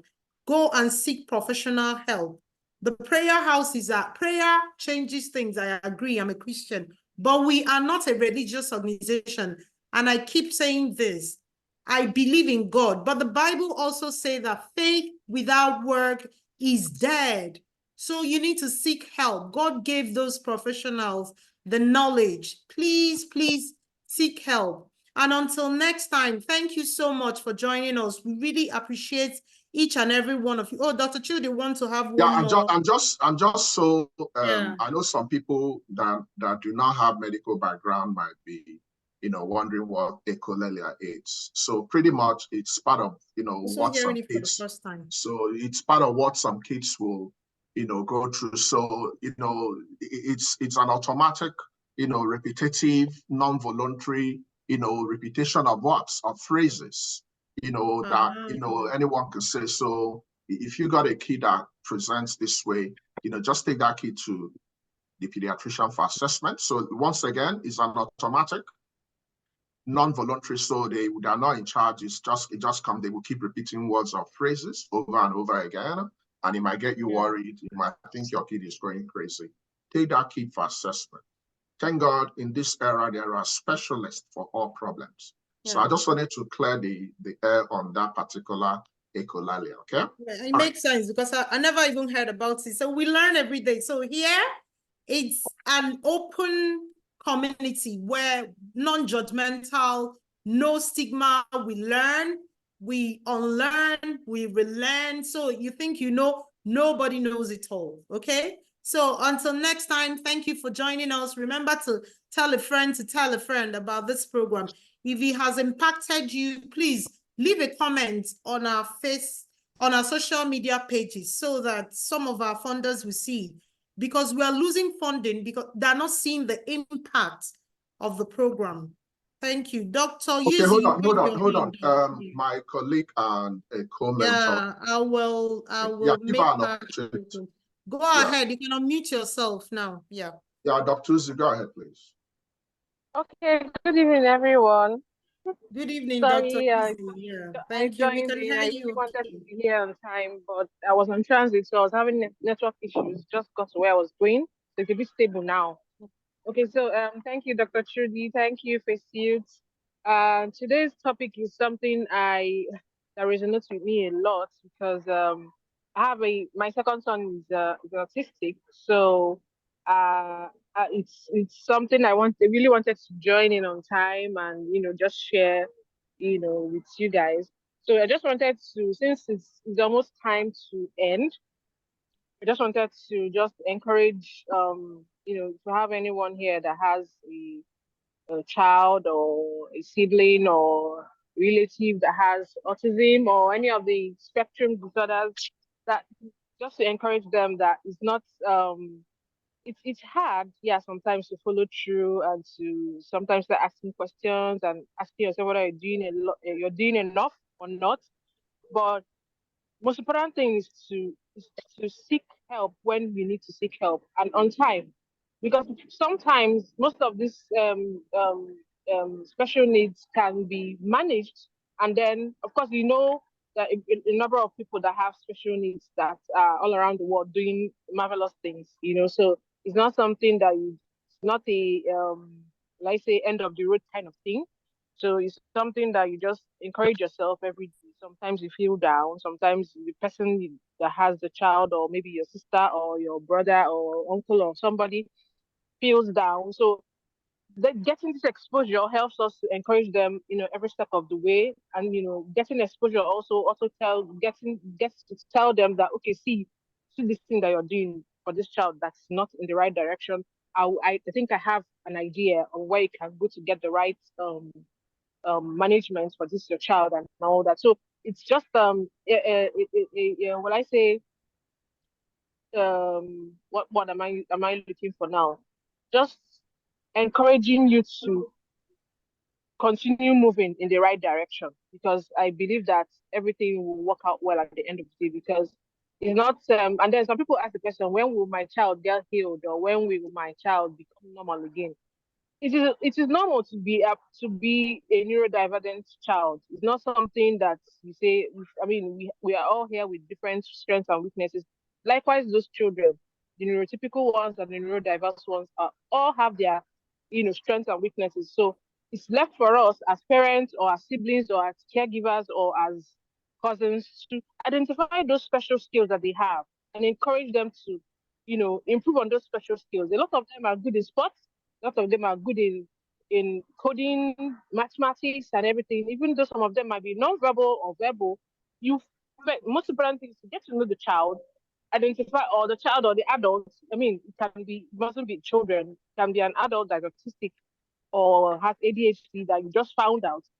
Get to know the special skills that they have. Encourage them to develop those special skills, and that's it. That's it. Really. Thank you so much. Yeah, thank you, Dr. Uzi. We are definitely bringing you back next time. Yeah, so hold on. This topic was okay. Sorry, Dr. Chudi, you're talking. Hold on, Ifi. I want to say something. Anusi, will you mind putting yourself on spotlight? Are you able to come on spotlight, Uzi? On video. She's already on spotlight, but on video, yes. Okay. Yeah. Okay. So here's the deal. Okay, let me try that. Okay, yeah, please, Uzi, let me put you on spotlight so I'll tell people about you. Okay. Okay, so here's the deal. Have you guys noticed something? We are blessed. Now, this lady is my colleague.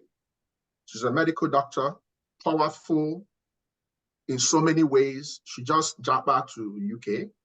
And I'm sorry I'm exposing you, but we are mentors to upcoming doctors in Nigeria. Things we do effortlessly free of all our business schedules. So a couple of us, and so many of the doctors in Afromedics have actually been there.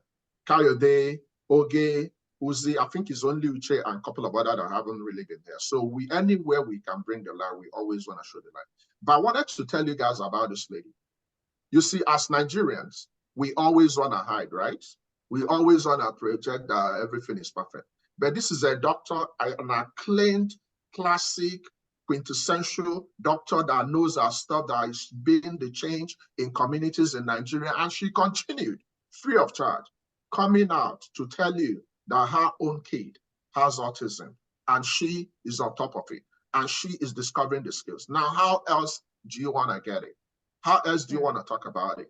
So I just want to use you guys to express my thanks for Uzi to coming out, because sometimes when we tell our personal story from our personal perspective, then you can understand that regardless of whatever you are, you can still go through stuff. So the fact she's a doctor being the change in the community, it might even be her motivation. And she does it effortlessly, just like me. So coming out and understanding that whatever you're going through, it's what God gave you to manage. You're just a custodian. You're just a landlord for God. You're just helping God to look after God's kids. So they have so many things you don't know. They can sell you in this era of coding. They might not be communicating openly, but they've got something you don't know. So it's left for you to expose them. So we will discover their areas of strength and build on their strength instead of concentrating on the weaknesses. So I just want to thank Uzi, especially, and I also want to use this opportunity to acknowledge the success stories we've had in Afromedics. So during COVID, one of us, just thought about what we can do to, pay back, to just help our students that are struggling. I think they were on strike on them. And she just thought about this concept, and she brought a couple of doctors all over the world to mentor medical students. So we are proud that since 2020, we have produced so many doctors who are actually in attendance today. Completely. Matter of fact, we have poured into them resources, money, everything. There is absolutely nothing we left back. And guess what? Some of us have not seen these kids for the first time. This is how to be a human. So when you see me or when you see Uzi showing up, being the light, tomorrow when God starts to double up blessings in you, don't envy them. So go to your communities, use your talents, and be the light. Don't always think about you, think about others. Tell your stories. Let your stories, correct. Let your stories change people. Like Uzi came, she was struggling for network, but she still came. So that's the dividends of staying to the end of anything you find yourself in. So I just want to applaud this amazing lady in everything she does, being a great mom, being a great doctor. Thank you, Dr. Uzi. We're grateful. Just being everything you want to see. Thank you. Thank you so much for telling your story, Uzi. Thank you, Dr. Uzi. We're very grateful. Can I also say thank you, FACEYOUTH, for this program. Thank you. We appreciate you. So next year, normally the Autism Awareness Month is April, but we moved it to May because we had a collaboration with a sister charity. So that's why we're doing this in May. But nevertheless, we say it's better late than never. I'd like to also say openly here that for the past how many years since we started FACEYOUTH, and many people see Dr. Chude on this platform, he's been giving his time free of charge as well. So, and that's one of the things that inspired me to start FACEYOUTH. None of us are being paid for any of the services that we offer because we believe that we're blessed to be a blessing. So when God now opens, the showers of blessings on us, people will start envying us without knowing that we have actually sowed. So sowing seed is not just about going to church to drop physical cash. That's easy. What is hard is giving your time and talent to a good cause. Trust me, there's no greater blessing than giving yourself for somebody else. And that's what Jesus did. He gave himself. He didn't give us money, but he sacrificed. That's the greatest show of love. And that's why I tell young people, you hide and say you're busy with this, you're busy with that. We're all busy. I'm a mom of 3 and I have a full-time job. Dr. Chidi is a dad of 2 and he has a full-time job, but he still finds time to give to Face Youth. And that's where we get our blessing from. There's no secret. We're all blessed to be a blessing. You can give an hour, you can give 2 hours a week to a good cause. Trust me. And that's enough seed sowing. You don't need to go and ask any man of God to pray for you. That's the way God, and don't give expecting something in return immediately. Yeah. So we don't give expecting in return. We are blessed to be a blessing. The fact that you have something to give is already a blessing, right? Thank you so much. I know that we, oh no, it's still, we have 7 minutes left. So we'll just be here chatting. If you want to leave, you can leave. And please tell a friend to join us. We really need people to grow the community. Okay. Thank you. Okay, so Uzi, now you're here. I know you're currently settling in the UK, but I know you might have some resources, some links for some resources, because you know some of our people in Nigeria are very close-minded, so they might not be open to share their stories. But I know in Nigeria we might have one of your resources. Uzi is actually also participative in the Enugu chapter of Nigerian Medical Association. She's one of the top executives before she left. So, Uzi, do we have those resources currently, like in Enugu, where people that might suspect that their kids might have this? Do you have any support group or places they can go to start leveraging on the resources? Please go ahead. Okay, yeah.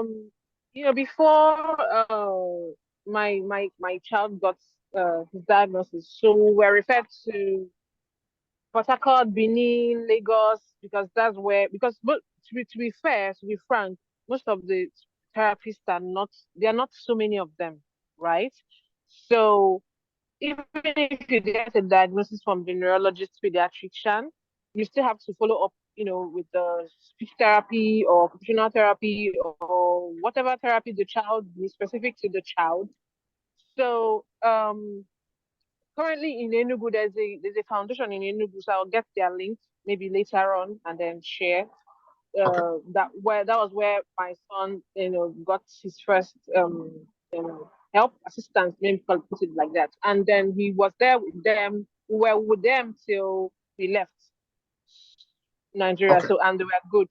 Yeah. So and they were good. So I'll get their link. I'll get the link and their contacts and everything, and then you know. Okay, please, if you do, just pass it across that and send to Ife, and they can use it to give other people. Yeah. That's fine. Thank you so much. Yeah, so while you still can, you have about 17 people. Do you have any special question you want to ask Dr. Uzi?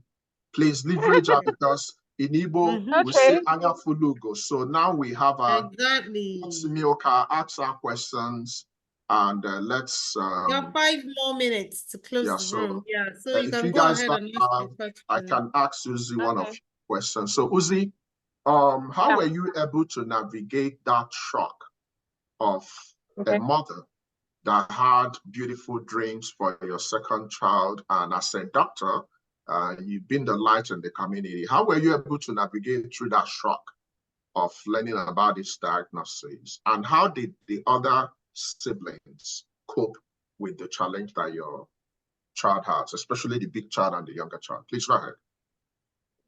Okay, so at the time I had only 2 boys. One was the bigger one, you know, then the second one that, you know, that is on the spectrum. So when it happened, I wasn't really sure what was going on, really, because I was like, okay, it could be one of those delayed speech things, you know, so let's give it time and all that. And that's good. And that's another thing I wanted to point out, that even if at the end of the day you realize that the most important thing is this: being close to the children. Because I know this era of working mothers, working parents, you're always outside the home, running around, you're into this and that, you have a job, we have extracurricular activities and all that.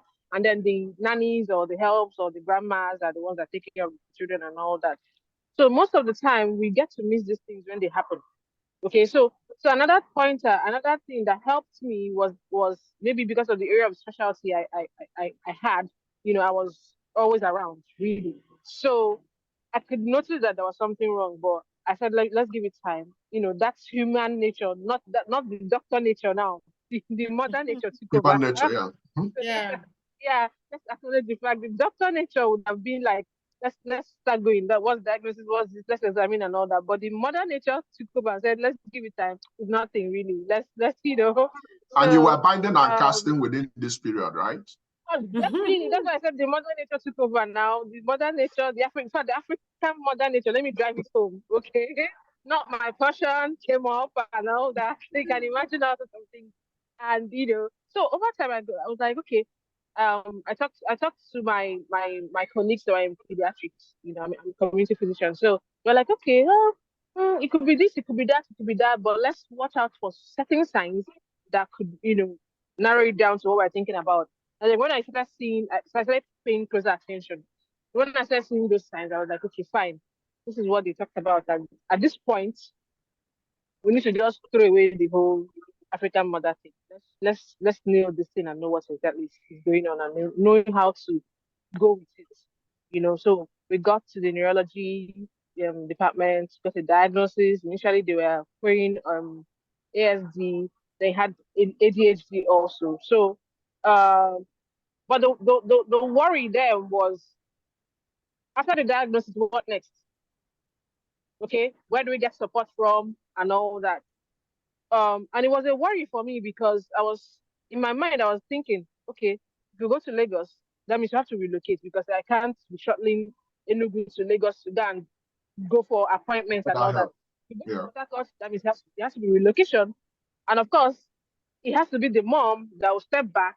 And most of the time, it's the moms that step back, career or whatever they're doing to Yeah. sort out To the few provide things that help. while the children stabilize and all that. So I had already, so you can imagine that period was like a whole roller coaster of emotions and things. Okay, so I have to step back, I have to quit my job, so I already started mental picture of what the whole thing will be until this foundation relocated from Just to Enugu. It was like a miracle, like answered prayer to my prayers and worries. And they relocated to So the Enugu at that motherly point and the where spiritual warrior aspect also won. everything worked out.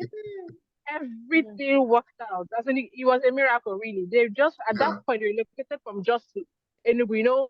Sometime in northern Nigeria we have this unrest and things like that. So people tend to move back to the south, and also that was what made the family to move back to the south. And the family they had a special needs child, and that was why they started the foundation. Okay, to help their own child, and then the foundation expanded to help other children. So that's it really. So and we got to know them. They did their own assessment also. We got the help that he needed. So he was now getting some hours of therapy in his school because they had to assess him and say that no, he is not qualified to go to a special school on his own. That because he has some degree of, he's minimally verbal. He's not completely non-verbal. Okay, so he's minimally verbal, so he can respond to what you're saying, but on his own, he wouldn't start up the conversation. Okay, so it was the expressive communication aspect that was a bit, difficult for him. Could understand some of the things they're saying, but to express it is the issue. So uh, they started working on that, and then working on other aspects of his occupational, the therapy part, helping him sort out himself, trying to be as independent as possible, toilet training, all those things. So a whole lot of things were happening at the same time. But the major thing is that there was this communication, constant communication between us and them. If every day he comes back, there's a written communication detail of what happened that day. So we follow up at home, and that was how we're able to always follow up whatever they're doing. So it's there are a lot of things going on at the same time. So sometimes when I meet people that have special needs children, their major issue is to accept the diagnosis. That's the first hurdle. Accepting the diagnosis is a big hurdle, really. And so when you accept the diagnosis, the next thing is to follow up therapy. Find the assessing therapy and following it up. It's not It's not an easy thing, because you'll be wondering, it's not malaria that you treat and tomorrow it goes. It's a long-term thing. It's So an you ongoing have thing. to, yeah, you have to mentally, you know, rearrange your brain to say, this is a long-term thing. I have to follow through whatever that is going to happen for the better. So that's the main thing. So some people break down along the way. Some people give up along the way, and you won't blame them because it's not easy. It's not easy. It's not. But Correct. Correct. Now, Uzi, I'm keep gonna going. chime in. Yeah, Uzi, I'm gonna chime in because I know you're a good Christian. I know you're a philanthropist. I know you're a humanist. I know you just have so many amazing things. I'm not saying it because you're my colleague and we're in Afromedics, but you are, because I've seen you do stuff. We've done a lot of things together. Now, when you said your prayers as a mother, as a doctor, you didn't just say the prayer and you stayed back without doing anything. You were still doing other things that God placed in your heart. Now, God has answered your Yes, prayers yes, and God has attended to you miraculously in so many ways, because when that services and those helps were not in Enugu, God brought it down to Enugu for you, because of you. Now, as if that one was not enough, you relocated to now, you're now in a center where these kids can attain anything. Matter of fact, time will come when the siblings will start being envious of him, because he's gonna develop so many things that they will be so envious of. So God has placed you from a place you felt you had nothing to a place you can actually leverage on whatever you need and be in a better society and explore all the possibilities and actually give that kid a sense of belonging. As against some of us who, like you rightly mentioned, we don't blame them. But that's why we want to be the change. Because how you address that kid, how you share love to that kid, how you follow up to that kid will be entirely different from how you do the other kids. So you don't place the kid on the same level with other kids. You need to give extra. You need to have that understanding. You need to strip yourself of everything you felt you got and focus on that kid, because that's the blessing that God will give you. So I thank God that God was able to offer you miracle in Enugu. And because of who you are, God continue to bless you by placing you in UK. And we are still going to be around for you to give us testimonies of the blessings that God will do in the life of this kid. I just wanted to point that out. So long as you keep being nosy, so long as you keep pouring into the society, so long as you keep training all those medical students and you keep bringing out the best in them, God will always, always be there for you. You will not lack. Thank you. Thank you. Amen. Thank you. I think someone asked, do you speak, how do you speak to parents you feel their child is on the spectrum? Okay, Uzi, again to you, talk from your personal experience. Okay, so first of all, like I said before, initially the problem is usually accepting the diagnosis. Most of the time, those parents know that something is off, but they don't want to accept it. Or well, they are not. I don't want to say they don't want to accept it. They are finding it hard to accept it. First of all, you be in denial. What's going on? What is this? I don't even know what it is. I've never heard of it before. What is it?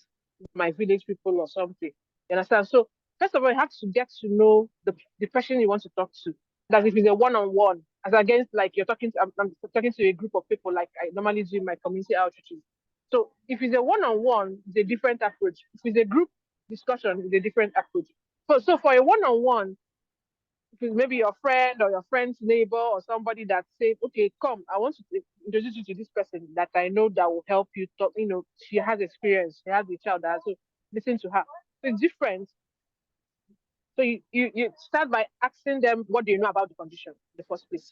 What do you know about it? When did you get to know about it? What do you think, how do you think you can, have you had anything that will help you?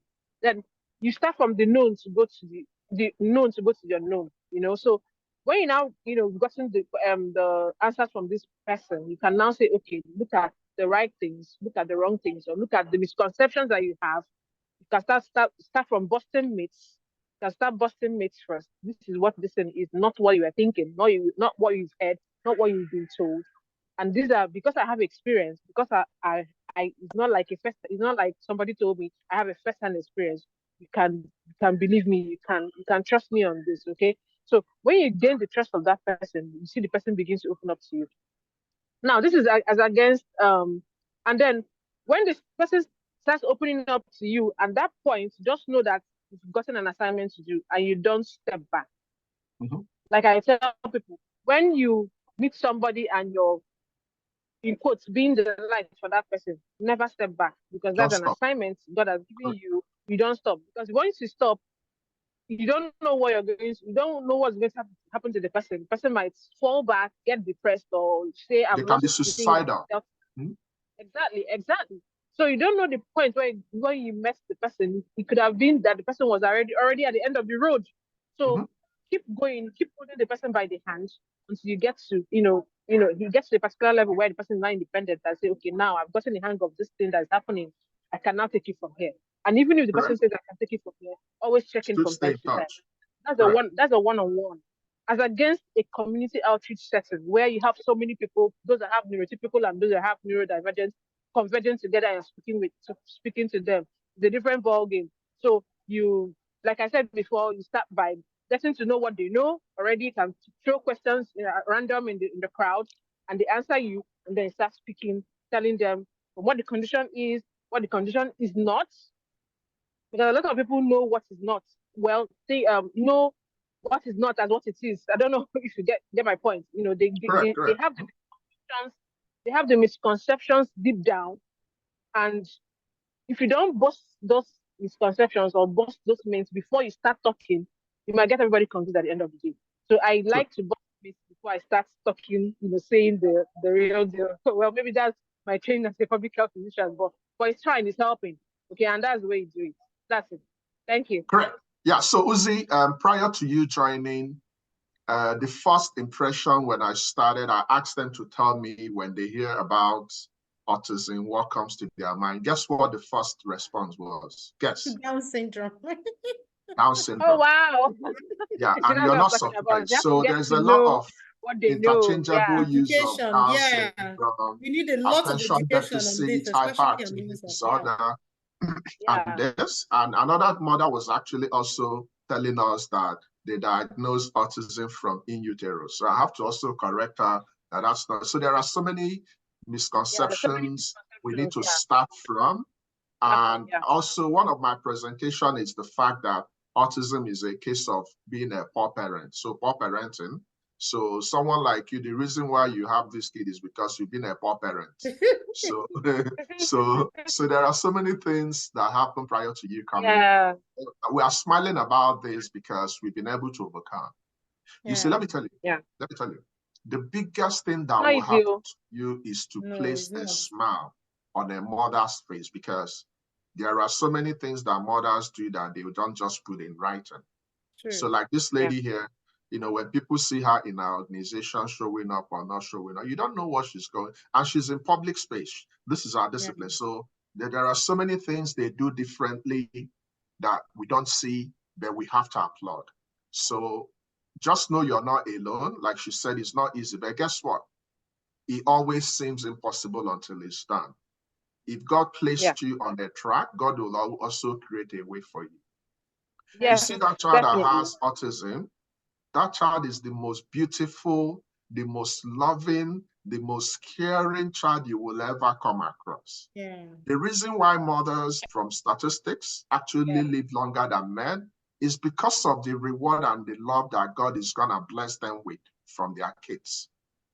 Mothers go through a lot, and at the end of the day, they have longevity. And when the odds flip and they start being the mother to their mothers, that's when the blessing comes. So when you see Uzi tomorrow talking on UN platform or being appointed the minister of this and that, and you begin to wonder, yeah, it's going to happen. Not claiming. It's going to happen. So like I remember when everybody was jabbing, and I had a conversation, I'm like, just joking. I'm like, are you not gonna jabba? And before I blinked, she was already in UK. And I'm like, we are not jabbaing because we don't still care. We are jabbaing so that we'll be in a safe space to still be the light. Like our medical students we are bringing, we don't need to be there to be the change in their lives. And the idea is to keep passing the torch. So if you notice, the approach for one-on-one and the approach for a group is different. So when you meet people one-on-one, You're giving them the lie, you're giving them the touch, so they can continue to give another person the touch. Yeah. The person that started the foundation because of the key they got that had that problem. Yeah. But over time, starting the foundation expanded it so that other people can also benefit. That's the chain reaction. That's why we are humans. So don't always think about you, because you know we are in a society where everybody is me, give me. You're not gonna thrive if you Think get about because others. Think about others. Okay, I think is it Dr. Antonia that joined? Is that Dr. Antonia from Afromedics? Antonia, is that you? They can't unmute unless they raise their hand. Then we'll unmute them. But I can't see any. Yeah, I can see Tonia. I don't know if it's Dr. Antonia. Yeah, it's Tonia. It's Dr. Mba. Dr. Mba, are you able to unmute yourself? Oh yeah, I saw Dr. Mba. Okay, Dr. Mba, please unmute yourself. I know you might not be. Okay, I know let me you're make shy, but I will put you to spot. If you're able to come to spotlight, can you do that? I want you to unmute yourself and contribute. Antonia, please. Dr. Mba, you can unmute. Yeah, I can unmute now. I was not able to unmute before. Okay, Antonia, hold on. Antonia, can you come to the spotlight? Yes, I'll make. Put your video and come to the spotlight, please. Let me put you to spotlight. I can see some doctors are just joining at the last minute. We're taking note of you. Dr. Antonia, please go ahead, madam. Just 1 second. Just 1 second. Okay, madam.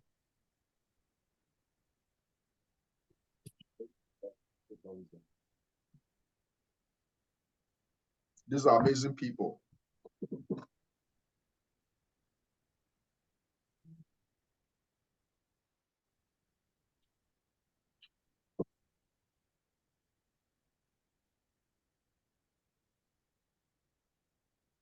She's also a mother. She will give you guys some insight. Thank you, everyone, for still saying, enjoying it as much as we do. We all do. I think there's a comment. Dr. Yuzi, you are amazing. I'm going to connect with you because we have a... Here we go. Okay. Here we go. Okay, Antonia, over to you. How are my people? They're fine. Yeah. They're fine. They're fine. They're fine. We just came back from London now. I'm not surprised. You guys are always falling. Okay, so give them my people my regards. So just like you know, we're talking about autism spectrum disorder, and we're looking at it from a motherly perspective. And we just finished, you know, having Uzi contribute by telling her own personal story. So I know in your practice and when you were a medical student and when you were in Nigeria before you traveled to UK and you currently have your own setup, what can you advise, or what's your own overall impression and advice to making sure we don't stigmatize, we don't discriminate on, you know, families and kids that have this? Please go ahead. And I'm sure you've come across a lot of them in your practice. Please go ahead. Oh yes. I've come across a whole lot. In fact, we deal with them on daily basis currently in my practice. We have a special. We give them special care because, you know, sorry, I'm on the mobile phone and no, you're okay. You're okay. We are hearing you. Continue. Okay, we can hear you. Okay. Okay. So we look after them especially because, you know, as you rightly said, there's a spectrum. So you have, you know, if some are mild, some are moderate, some are severe. And because there's this issue with communicating their needs, so we give them sort of holistic care.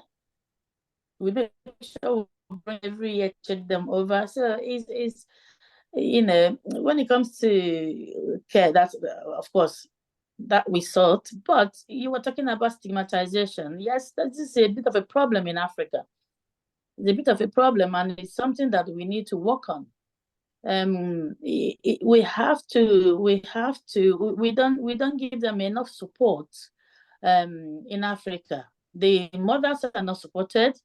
The care we give to them in Africa is not optimal as it should be. But I believe that as we go on gradually, things will be sorted. Is a very broad topic. It's a very broad topic. So I don't really know No, but where to you've start. actually done justice. I'm happy that you've noticed the gap between the services provided to the, those amazing kids in UK compared to Nigeria.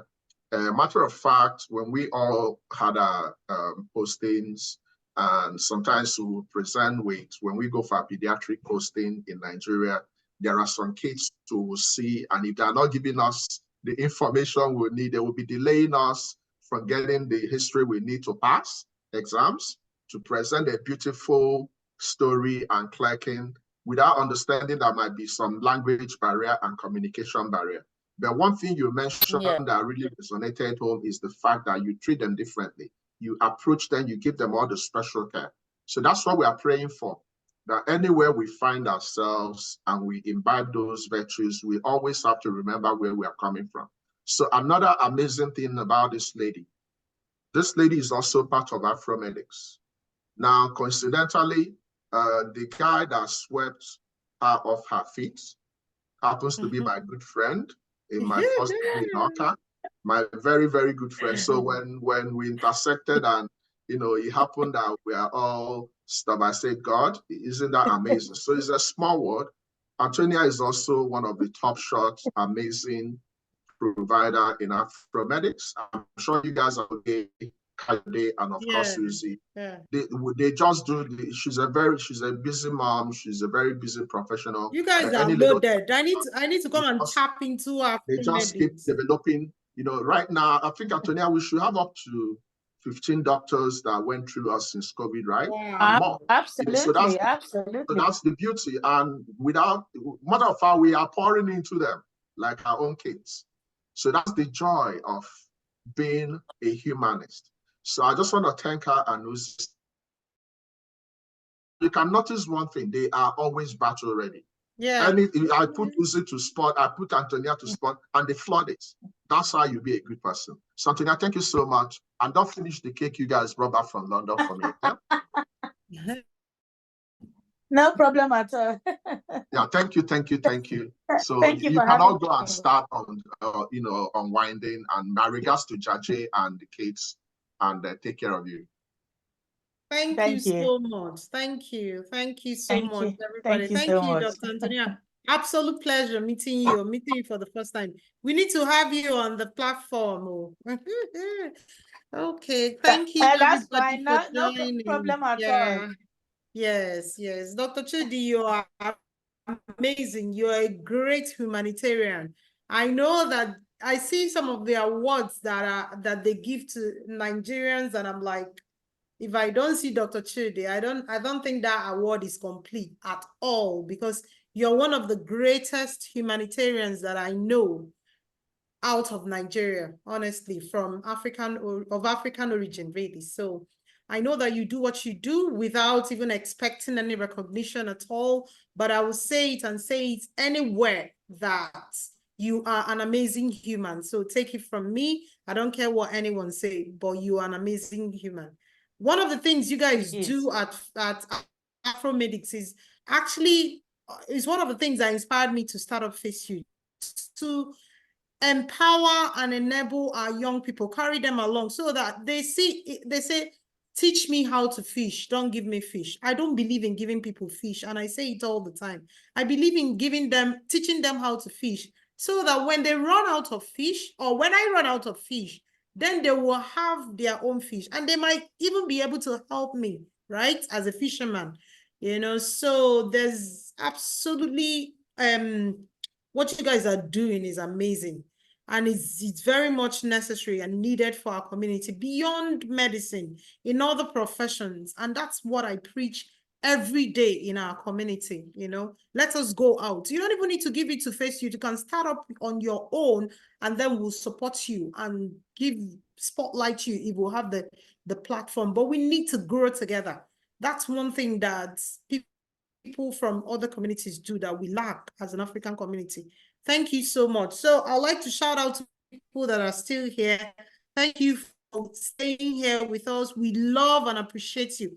If you are in Glasgow, There's a show that's sponsored by the African community, and Ebu Canary has been invited as the guest artist, and she's one of us, so she will be there. So please look out for the flyer. We'll try and share it on our story, because if it's not a Face Youth event, we don't share it on our page so that we don't confuse our funders and sponsors. So, but we share flyers on our stories. So follow our stories, our social media stories on Instagram, Facebook, and on TikTok, even LinkedIn. So just connect with us and engage with our posts, so that when you're doing something and we share yours, others will also see. Let us learn to love each other, connect and support each other, collaborate with each other. That's the way to grow our community. So until next time, which is the 15th of June,